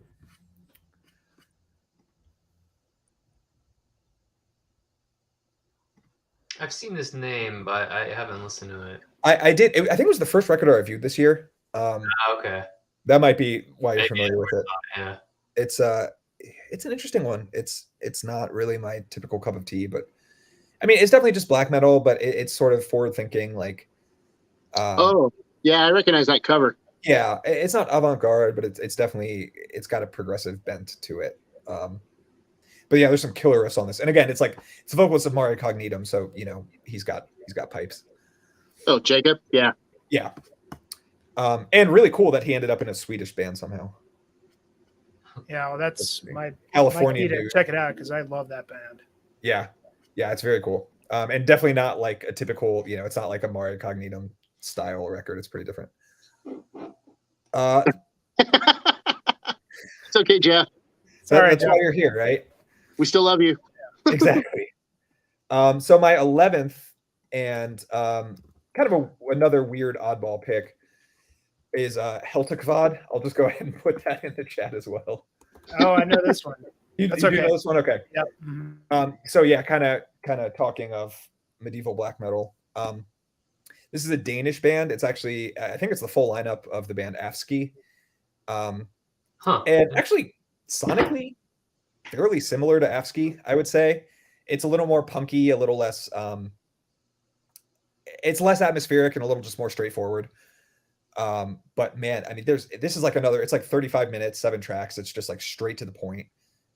No frills. There's a little slight bit of like acoustic instrumentation, but overall it's just a straightforward black metal record. But lyrically, explicitly about, medieval themes, I think is the and like look at the audio. I mean, it's yes. Yeah. It may not strictly speaking be like medieval black metal, but I love this record. It's really, really great. A lot of memorable riffs on it. The album art is definitely what got me to check it out in the first place. But same here. Oh crap! I was going to say something else about it. The vocals are really interesting. They're really unique. Unique, I would say, in the sense of medieval black metal, because they're almost like DSBM. It's like that almost like overwrought, like shrieking style of vocals where it's like you're getting like vocal pops and like it almost feels like uncontrolled, which is kind of cool. It sounds like maybe like a penitent walking through the streets of a medieval village, just like flogging himself and wailing, and it's really cool. It feels very I don't know, just very unhinged, I guess I would say. And it kind of adds to like the punk ethos of this record. It just feels DIY rather. Punk maybe not be the best descriptor, but it just feels very unhinged and aggressive. And yeah, I need to go listen to that one again.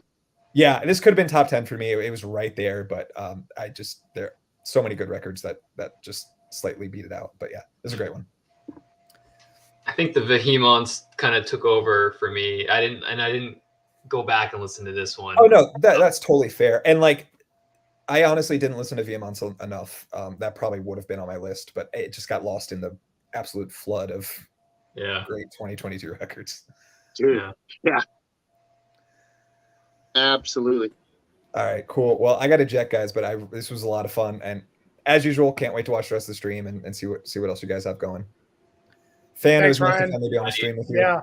I mean, we're getting close to wrapping here anyway, so yeah, dude, great list. Looking forward to listening to some of your picks. That Likewise, I missed. I already have a 6-hour playlist of records to check out. Yeah. So we'll all reconvene after this and decide on a date for the top 10. So absolutely. Thanks for coming, dude. Yeah, dude. Thank you for having me. Thank you for doing this. I really appreciate it. It's always a lot of fun. Absolutely. And you guys have great taste. So keep doing what you're doing. Cheers, brother. All right, Ryan. Cheers, man. Have a good night. Later, dude. Well, we could probably bang out through a couple more. So just following up to Than, man. And I was going to ask you, Than, if you had heard this, but I mean, this fucking record, this was my next pick. And awesome. The whole time I was thinking about you, and I was going to be like, dude, I hope Than heard this because this guy fucking shreds. Yeah. Just ridiculously. In Silence is probably my favorite song of the year, the third track.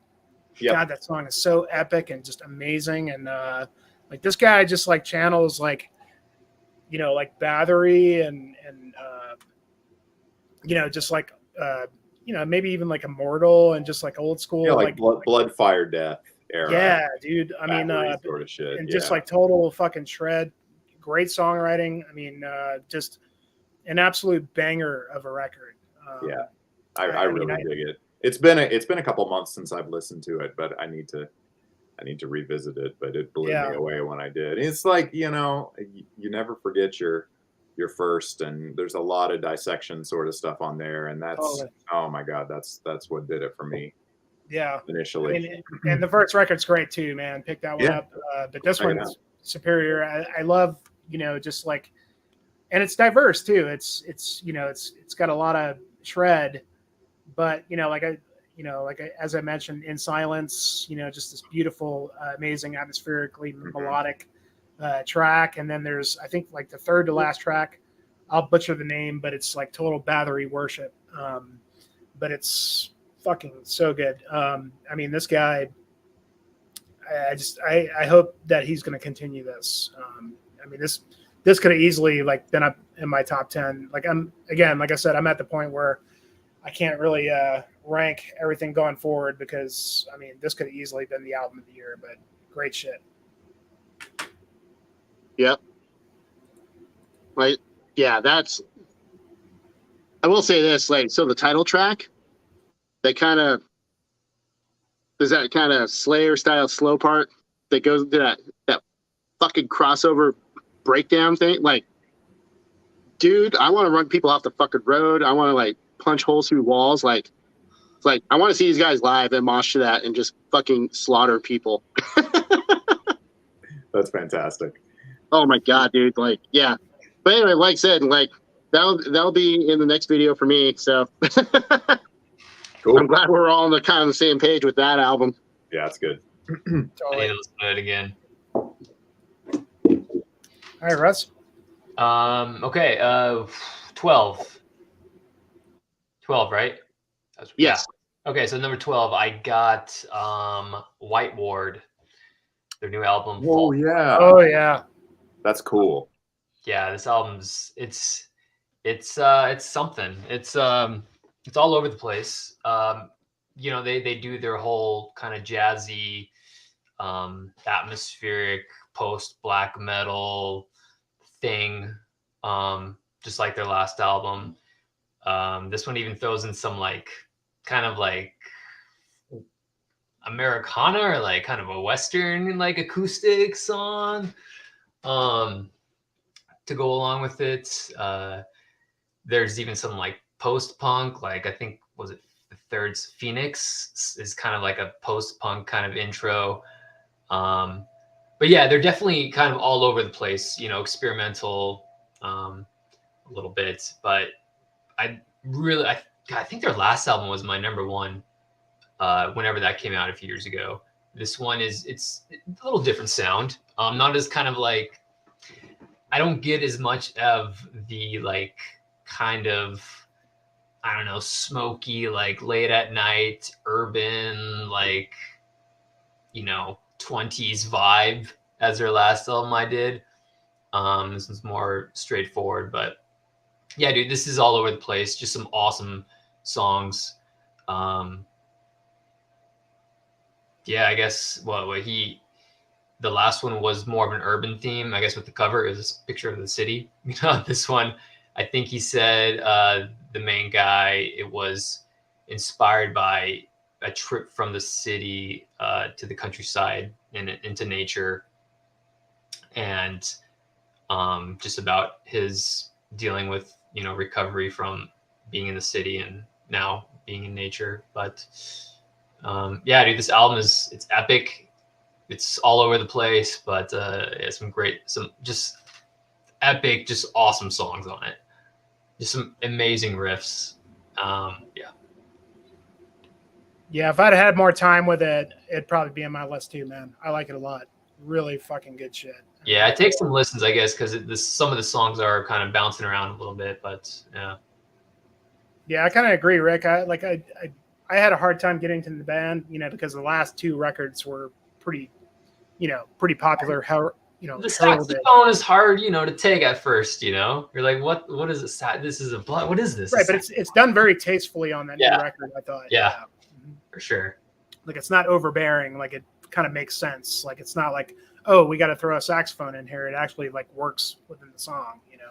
No, yeah, exactly. Yeah, they do a good job of that, of putting it in there. Yeah, they just don't shoehorn it in there. But I think what hooked me on this was the third song, Phoenix. I think I listened to that. I'd listened to the album, and then I went back, and then I just listened to the third song, and it's just listen to the third song, man. It's just so good. It just builds and builds, just like a slow bass guitar kind of post-punk vibe, and then it just goes. It's awesome. So I would start there. Yeah.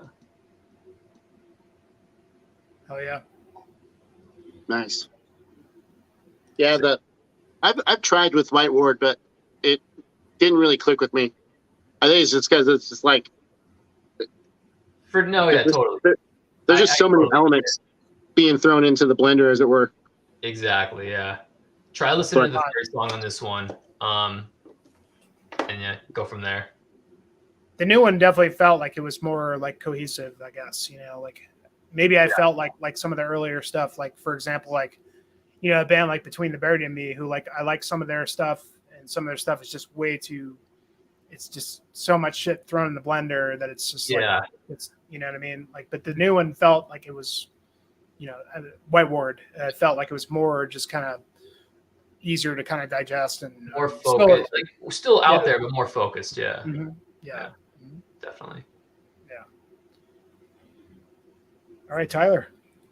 All right. So my number 12, I'm going like pretty deep underground. Like I actually don't recall how I even came across this, but a band called Svelcertus. Healing Chronicles. I remember you sent this to us. Yeah. Yeah.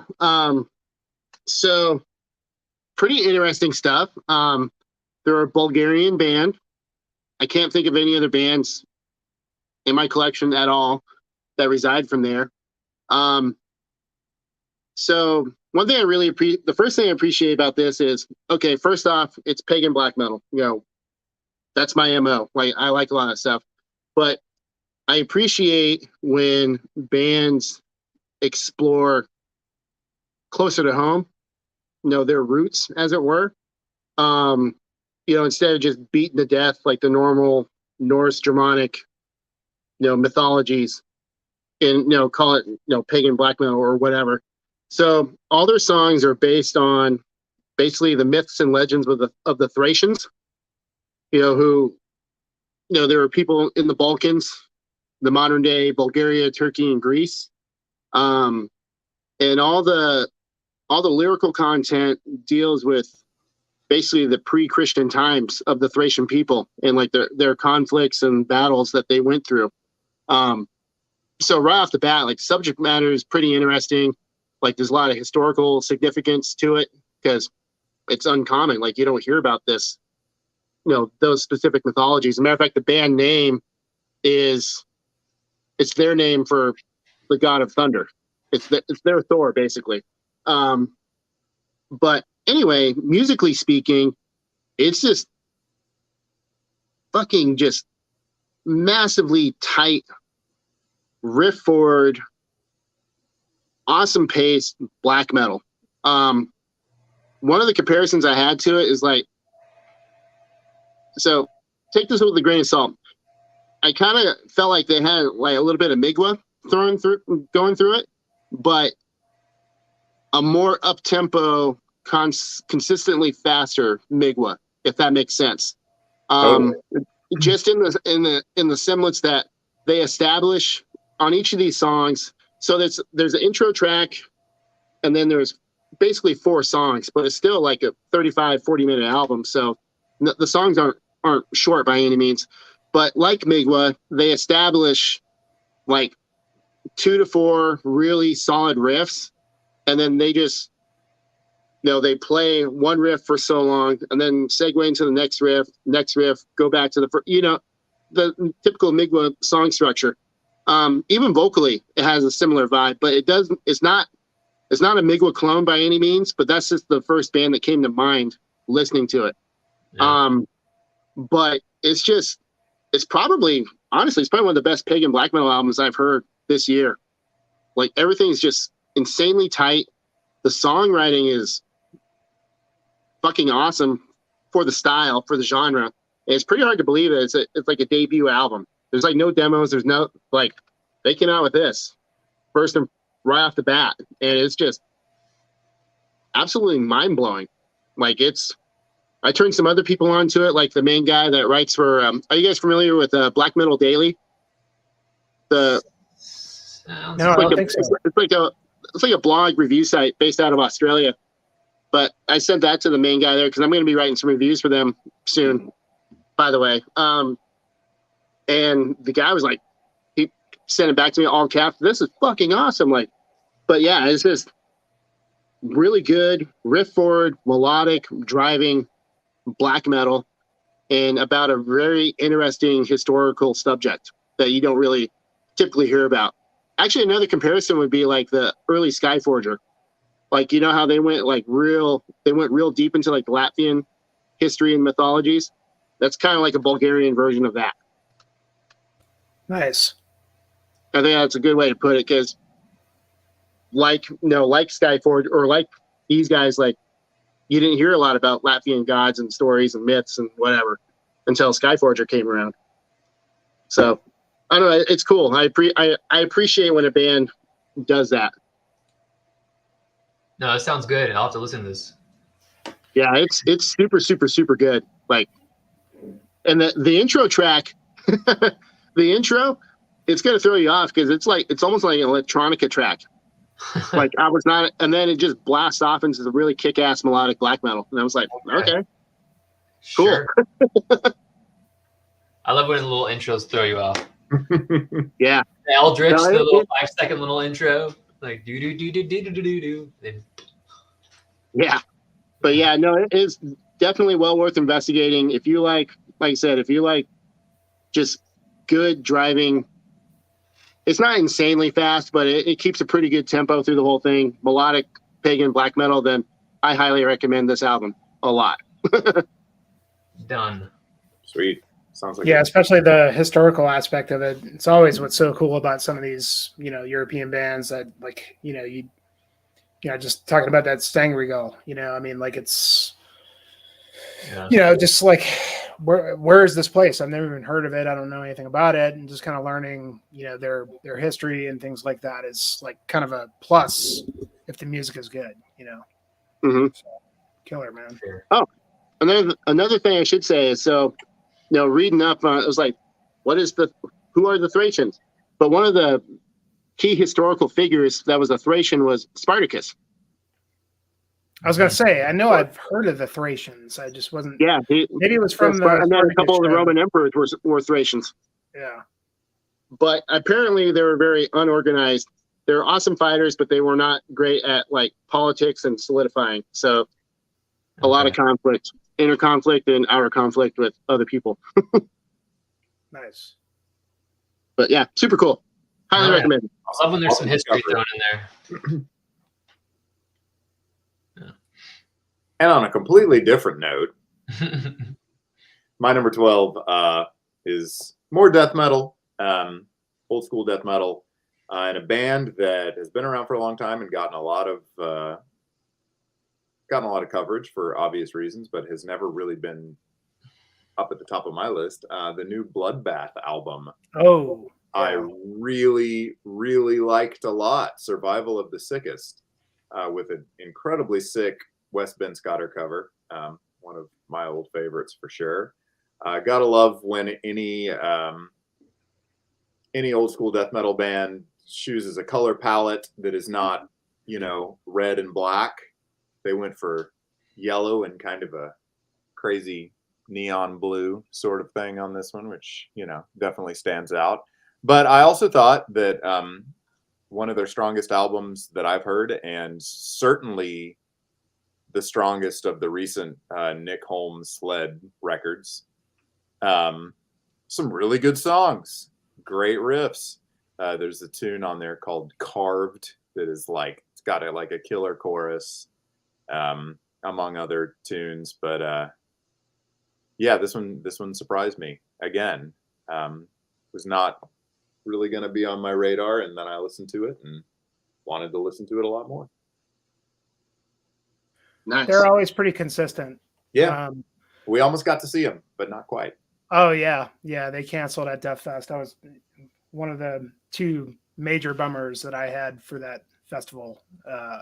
The other one being Dismember canceling. Slightly bigger bummer, I think. Yeah, but I haven't really dug into this one. I heard like 2 or 3 tracks, and it sounded like I thought it sounded way better than the last couple.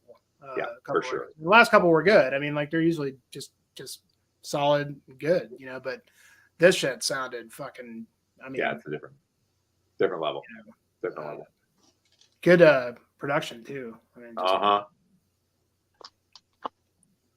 You don't have a copy of it yet? Not yet. I almost picked up a CD at my local shop, but for whatever reason that day I opted not to. trying to think. Oh yeah, it's got some cool guest vocals. That's one of the things that really got me, because Barney from Napalm, Luke LeMay, and Mark from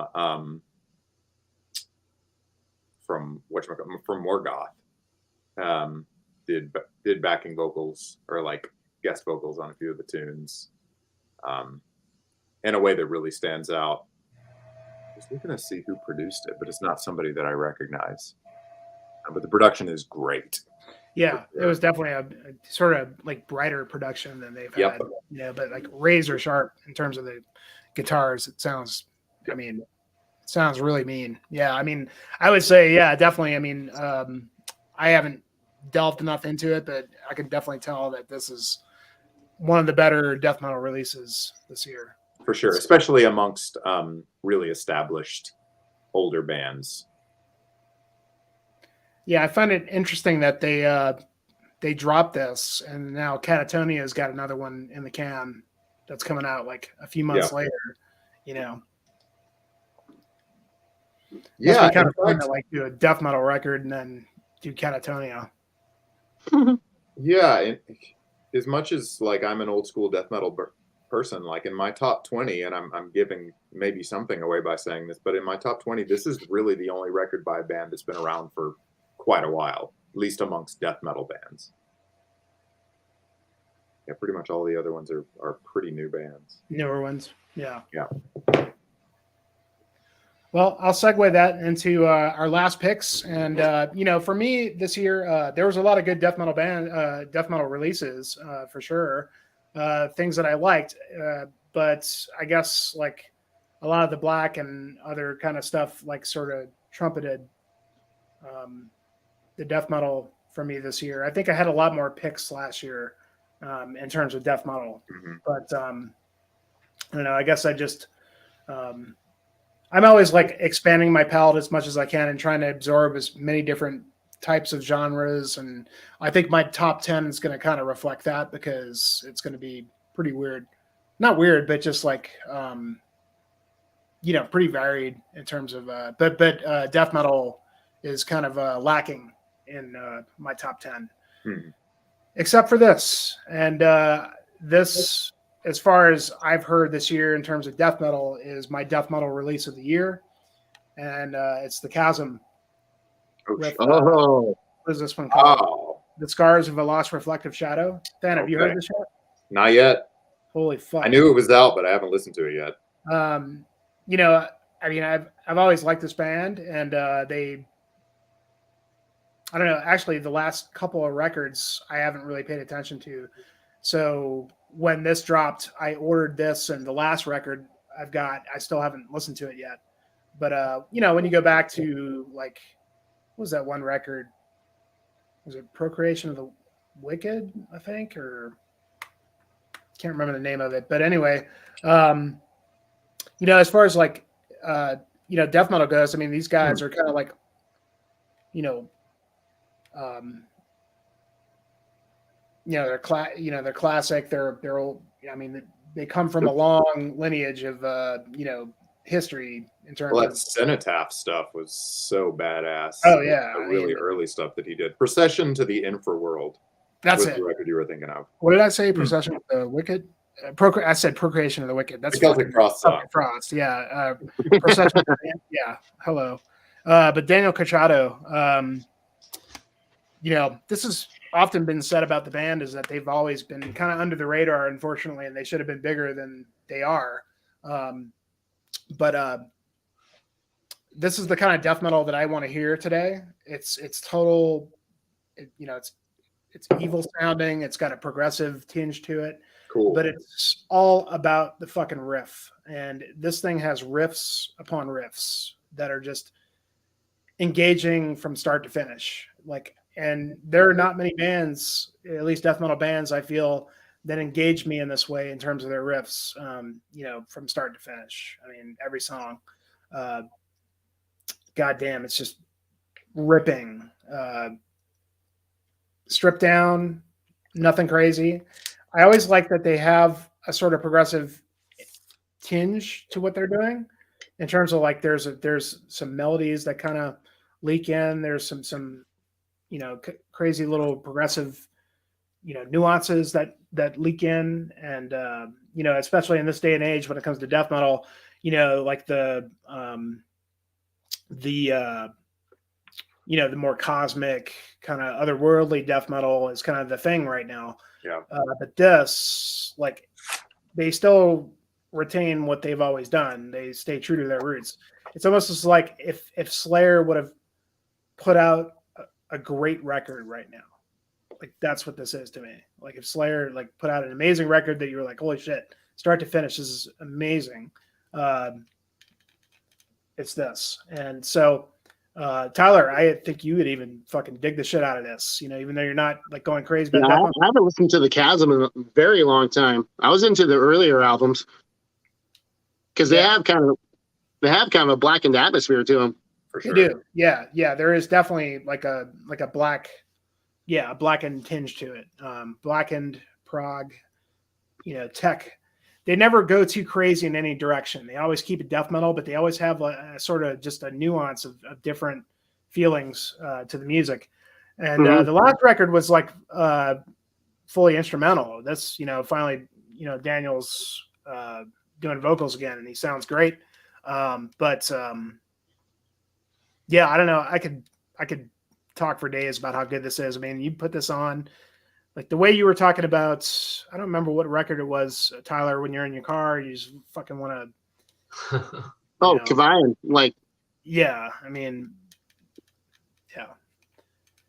So yeah, I mean, the Chasm, my death metal record of the year. It's fucking great. Glad to see these guys back, and man, hope they're gonna stay around. It's only on CD. I don't think it's got a vinyl release, but yeah, fan. I'll listen to it tomorrow. Yeah, badass, dude. For sure. I mean, killer. Mark down. Yeah, that box set. Oh my god. Oof. I've already bought all those re-releases on black vinyl that Noise did. I can't do it again. Yeah, Rick, and it was thanks, Rick, dude. It was you. It was your video that I didn't even realize they had a new record out. So you were the one that prompted me to go grab it. I've listened to this thing like 10 times the last 2 weeks, and it's slowly came up in the list. So good. The Chasm. All right, Russ. Yeah. All right, number 11. It was like we've all talked about it. It was hard putting these together, but this kind of fell down for no reason. It's an amazing album. Nachachwin, kind of Black. This one was bouncing up in my top 10, top 5, but yeah, it's a fucking awesome album. I listened to the previous one, I don't know, a few times, like a long time ago, but this one just, I don't know, kind of caught me right. Just enjoyed the folk elements, kind of like the progressive feel to it. There's actually quite a lot of different metal elements in this. And Ryan made that post of the deathcore, the deathcore riff on, I think, Generations of War. That was pretty funny. But yeah, so there's a lot going on here. A lot of different subgenres of metal, but at its heart, yeah, just some good folk black metal with some progressive leanings, and obviously like his guitar work is just ridiculous. Wish there's more of it a little bit, but the acoustic parts are amazing. Just an awesome album. I'm sure you guys it's on a few of your lists, so yep. Yeah. Coming in the next video for me. Yeah. I've liked what I heard of it, but like most any of the other Bind Rune releases right now, it's like I don't want to buy a vinyl just to get a CD with it, to have the CD. Like I just I hate that's how they do that shit now. Drives me nuts. Oh, you can't just get the CD. No, you buy the vinyl and it will come with a slipcase with the CD in it, and it's like How about just selling the fucking CD? Yeah. I heard Marty talk about this, and the reason why is because they don't sell any. Like, they sell so few that I don't know what it is about Bindrune, but like they just don't. It blows my mind, really. I mean, I don't get it, because this band should be like one of the biggest bands in the fucking world, Nocturnis. And So people they don't just buy don't it. sell they just don't sell CDs. Like, the CD sales aren't good for them as a medium. I mean, No. I mean, like a lot of his releases, like he would do vinyl CD, and the vinyl usually sells pretty good. The CDs sit on his rack. He doesn't. Yeah. You know, that's why he started like including the CD with the vinyl, which is kind of nice, because That he is a only cool charges aspect for the of it. vinyl. But Yeah. they like even Panopticon, I think, which is their biggest seller. yeah, their last couple albums, even they're doing that with his albums. Yeah. And I think he's going to start doing it again, but I've just heard him say that like he's got so many binary releases that they've done CDs for, like they just don't sell them. Huh. Nobody That's it. buys That's interesting, given the bands they have in their I know. roster. I've but- never understood why that is, but That was weird. I mean, I love the Bind Room bands, but I kind of blame like the black metal hipster movement. They're drawn to Bind Room because I think they're one of the first like American companies to really push vinyl for a lot of their artists. Like, there wasn't a lot of, I could be wrong, but I know that even a few years ago, a lot of the more prominent guys, like, it was very vinyl heavy. Like, I think a lot of people were really drawn to that. But yeah. I don't have the means to play vinyl, and I definitely don't have the space to collect it. Shit, I don't have the space to store half my CDs now. Yeah. I got to build a lot more shelves. You gotta Well, downgrade- he might do like, I think he was talking about doing a cassette release for that Nachach one, but Okay. yeah, That'll for sell whatever well. reason he Cassettes are just getting big. decided, you know, it just wasn't, you know, they weren't selling enough CDs, and the only thing that people were buying were vinyl, and you know, it's a bummer. To me, it's just a bummer that they just don't move enough. To me, it's just they just don't move enough physical products, you know, overall. So, but Yeah, it makes sense, but still annoying. yeah. Oh, believe me, you're not the only one complaining. He gets the complaint from a lot of people. I was like, dude, just like, you know, print 50 of them just for the people that want it, you know? Yeah. Not like he's not making CDs. Right. True. Like, they're just going out with the vinyls. Right. Yeah, that's a tough argument. Mhm. I don't know, but I don't run a business in such a way, so I wouldn't know. Right. Mhm. Yeah. All right. Tyler. All right. So my last pick of the day, like Dan was talking about, he likes anything that's got dissection influence. Oh yeah, Like, tell me that doesn't. absolutely. So the name of the band is Moribund Dawn. Wow, cool. And so Dark Mysteries of Time and Eternity is the album. And if the cover art didn't give it away, like, it's an absolute homage to 1990s, all things 1990s, Swedish melodic, black and death metal type stuff. But, you know, unlike bands like Thulkandra or Sanira, or, you know, any number of other more recent-ish bands that just kind of choose to rewrite Storm of the Lightsbane over and over and over again. I think these guys draw more influence from the Somberlane era of dissection. It's very obviously dissection heavy. A matter of fact, what track was it? The Frozen Flame. The first chunk of that song is just basically a rearrangement of the Somberlane. Like, I'll admit it, bit of a ripoff, but it still sounds cool. I don't care. I really love it a lot. But they also I hear a lot of influence from like the Finis Malorum, Far Away from the Sun era of Sacramentum, Ventureland, of course, and even Dawn. Like, they draw a lot of those kind of melodies out. So it's not just, they're not aping John Nodvite riffs over and over and over again. Like there's some variety. The production on this. Oh, by the way, this is an American band from the frosty realms of Phoenix, Arizona, which shocked the shit out of me. But anyway, but the production on this, it sounds like a Unisound recording from 1994. I mean, it's that same vibe, that same, kind of warmth, I guess, to the tones. Everything cuts. Yeah, it's fucking spectacular. It's an absolute spectacular melodic black metal release. So yeah, if you like anything from the 1990s and the glory days of those those seminal 1990s Swedish bands, then that Moribund is a must buy. Like, you got to get that for sure. We'll definitely check it out. Matter of fact, even vocally, actually two things that really stood out to me.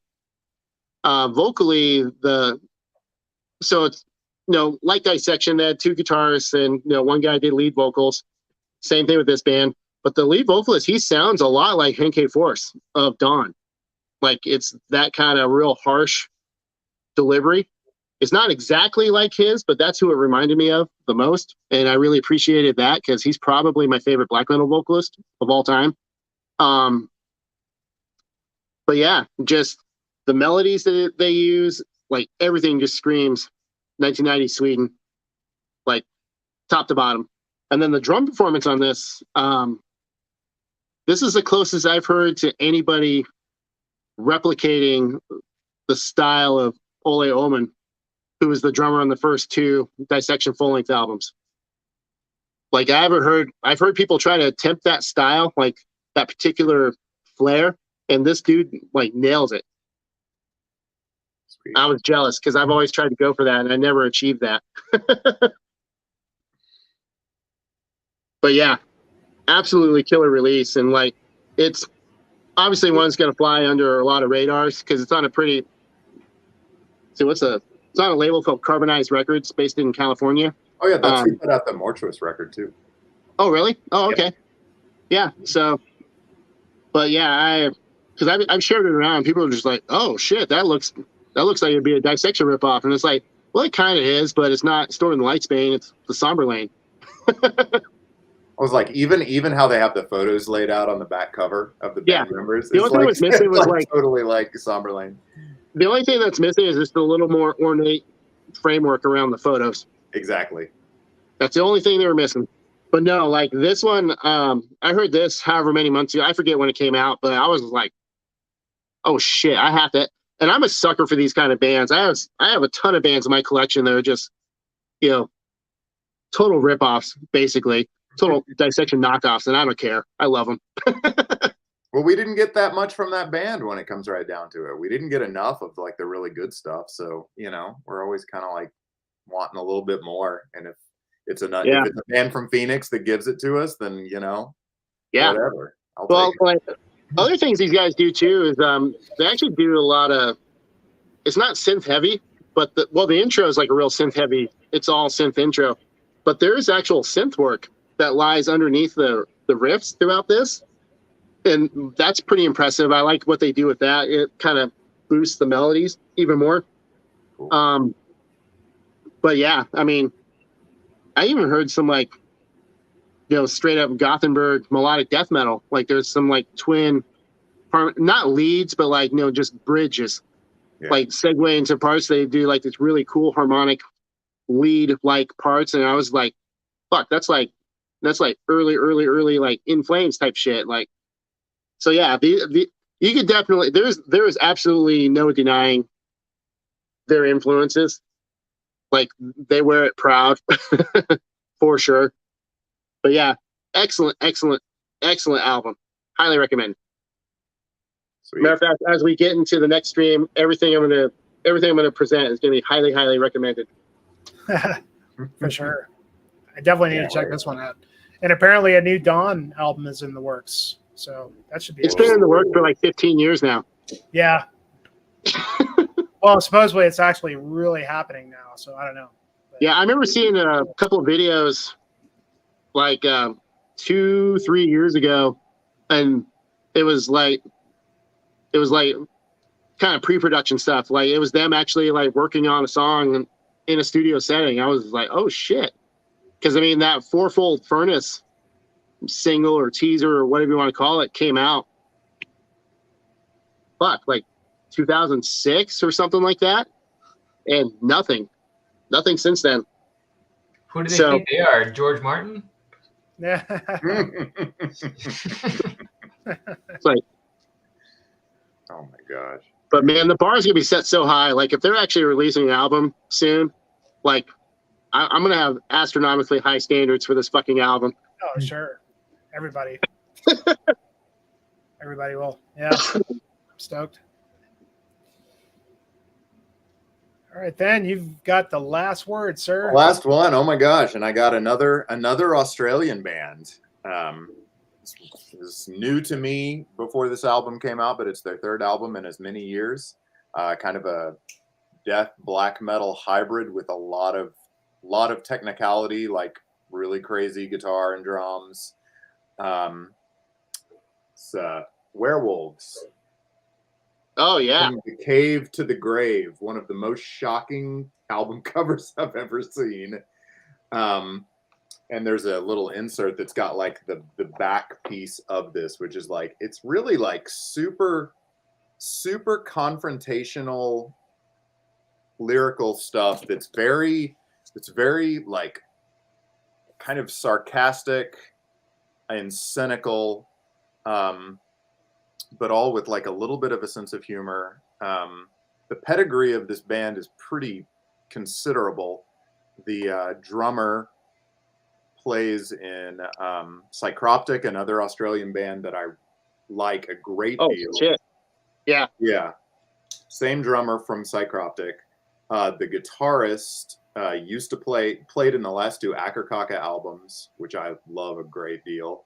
And he plays with the Berserker, and the vocalist and bass player, they're a trio, also plays in the Berserker, which wasn't ever a band that I really liked that much, but they've been around forever, and I remember when they first came onto the scene. But yeah, I dig this shit a lot. Like it's got like the song titles seem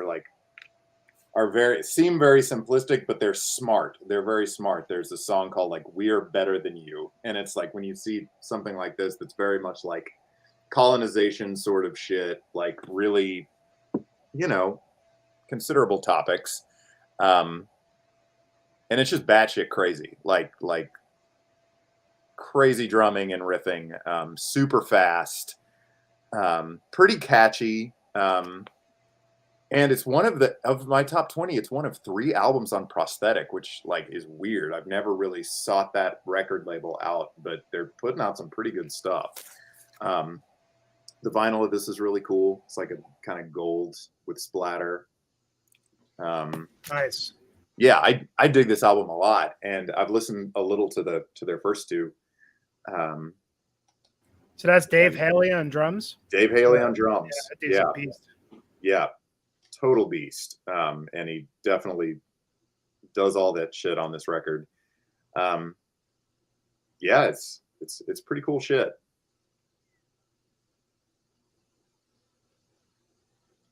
I would definitely recommend. Cool stuff. Yeah. Well, thanks for all the death metal recommendations, Dan. I gotta get on that. It's my thing, man.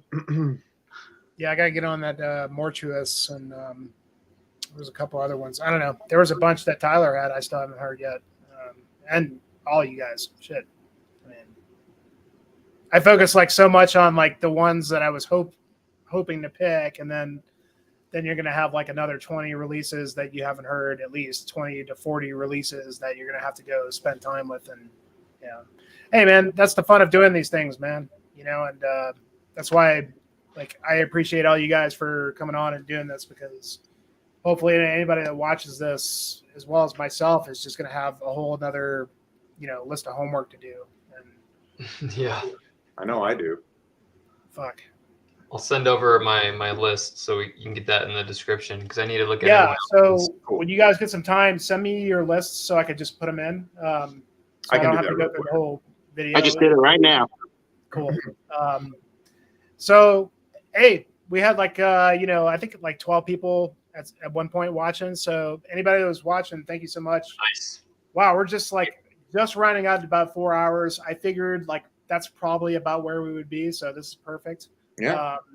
I know it's like really fucking late for you fans. So thanks for staying up and I got a day off tomorrow. It's cool. Me too. Yeah. Nice. I know, but that's okay. Yeah, dude. I mean, so we'll talk offline. We'll figure out when we're going to do the top 10 because that's going to be the big one. Everybody's going to be excited for that one. I know I am. I'm not letting my top 10 change at this point. Like, You can't. No. You guys do? Like, I worked. So my top 3 were already set, pretty set in stone. But the rest of it is like, fuck, dude. Like, as much of a struggle as it was for the latter part of the thing, I had a equally hard time getting like song or albums 4 through 10 sorted out. And then Hate Force dropping their shit, and I was like, no, I'm not changing my shit. It'll just be the best of December release for me. Like, Yeah. because I'm with Ryan. Like, I could very easily just be like, you know what, fuck this album. I'm throwing Hate Force in. Like, but no, I worked my ass off to set this list. I'm sticking to it. Nice. Yeah. And I've got like another 10 or 20 releases that, I could easily talk about that were great as well. That just didn't quite make the mix, Yeah. But Dude, I got piles of shit. Like, I got a bunch of stuff on my shelf that was like, that, didn't make the cut, but, on any other day could have made the cut. Get it out there, Instagram or something. I might do that. I might start posting some of those because there's a lot of just like, everyone thought that last year was like the big year for releases. Like, I thought this year was even worse, and not worse in not like, oh, there wasn't shit that came out. It's like there was even more shit, even more good shit. And it's like, worse is harder to keep up with. Yes, exactly. Yeah. That's kind of one of the nice things about the whole thing is like there's going to be so many things that you're going to, I mean, there's stuff from last year, the year before that I still hadn't gotten to. And like, like if you watch like some other people's, like Marty stream or like those guys, like will focus a lot more on just like unearthing like stuff from the 90s that nobody knows about. And there's still shit even from them that, you haven't heard or need to, it's just, that's kind of the cool thing about being a fan of these genres is, you're going to have a lifetime of music to go back and discover if you hadn't already. For sure, yeah. It's crazy. The fun thing about doing the new year picks is like finding, what you hope is like the best stuff, but guaranteed there's going to be shit that you might go back to that you might not have been into at this point that, 5 years from now, you're going to be like, wow, this is amazing, but yeah, Rick, I don't know about any splits. I mean, there was a lot of EPs this year that I dug. Can't really think of any splits, but yeah, thanks, bro. Thank you for jumping on, everybody for jumping on. And real quick, for our good friend Jeff, man, if you haven't seen Gas Max Hand Grenades, he's been having some amazing interviews. I'm not gonna hammer, man. He's dropping the hammer big time, and I'm not gonna say exactly what he's got coming up. I got to tell you, he's got some amazing guests lined up that you're not going to want to miss. Definitely tune into his channel. Awesome. We're going to be doing a live stream with all the different YouTubers. I think after the new year on a Saturday, it's going to be like metal elitism is the topic, and Jeff I think is running it on Rick's channel, and it's going to be like a whole bunch of people coming in, and they've got a series of questions that they want everybody to kind of answer, like kind of just talk about. On just the genre in general and just elitism and metal, which would be kind of interesting. That sounds awesome. Yeah, I think so. It'll be cool. But guys, thank you so much. I mean, I really appreciate you taking the time, really working hard on this list. This was fucking amazing. I can't wait for 1 through 10. So it feels good to get this part out of the way. Totally. Yeah, for sure. I know. It's like now I mean, because the hard part's done, now we all know what our top 10 are, so we can easily speak to those. So, Cheers, guys. All right, Thanks guys. so much. Hey, Cheers. it was fun. Dan, nice meeting you. Yeah, for sure. Absolutely. Yeah, what a great hang. Yeah. Fuck All yeah. right, guys, I'm off to bed. Yep. Likewise. Same here. All right, guys. Yeah, Take All right, it guys. easy. Good night, guys. Catch you next time. Cheers. Later. Bro, Yeah, man. so good to see you, man. You too. Thank You you so too. much for coming on, dude. It's so great. So And I great. fucking love your shirt, by the way. Oh yeah, Katie got it for me. Yeah, because it's got Sick. the like reap what you sow thing on the back.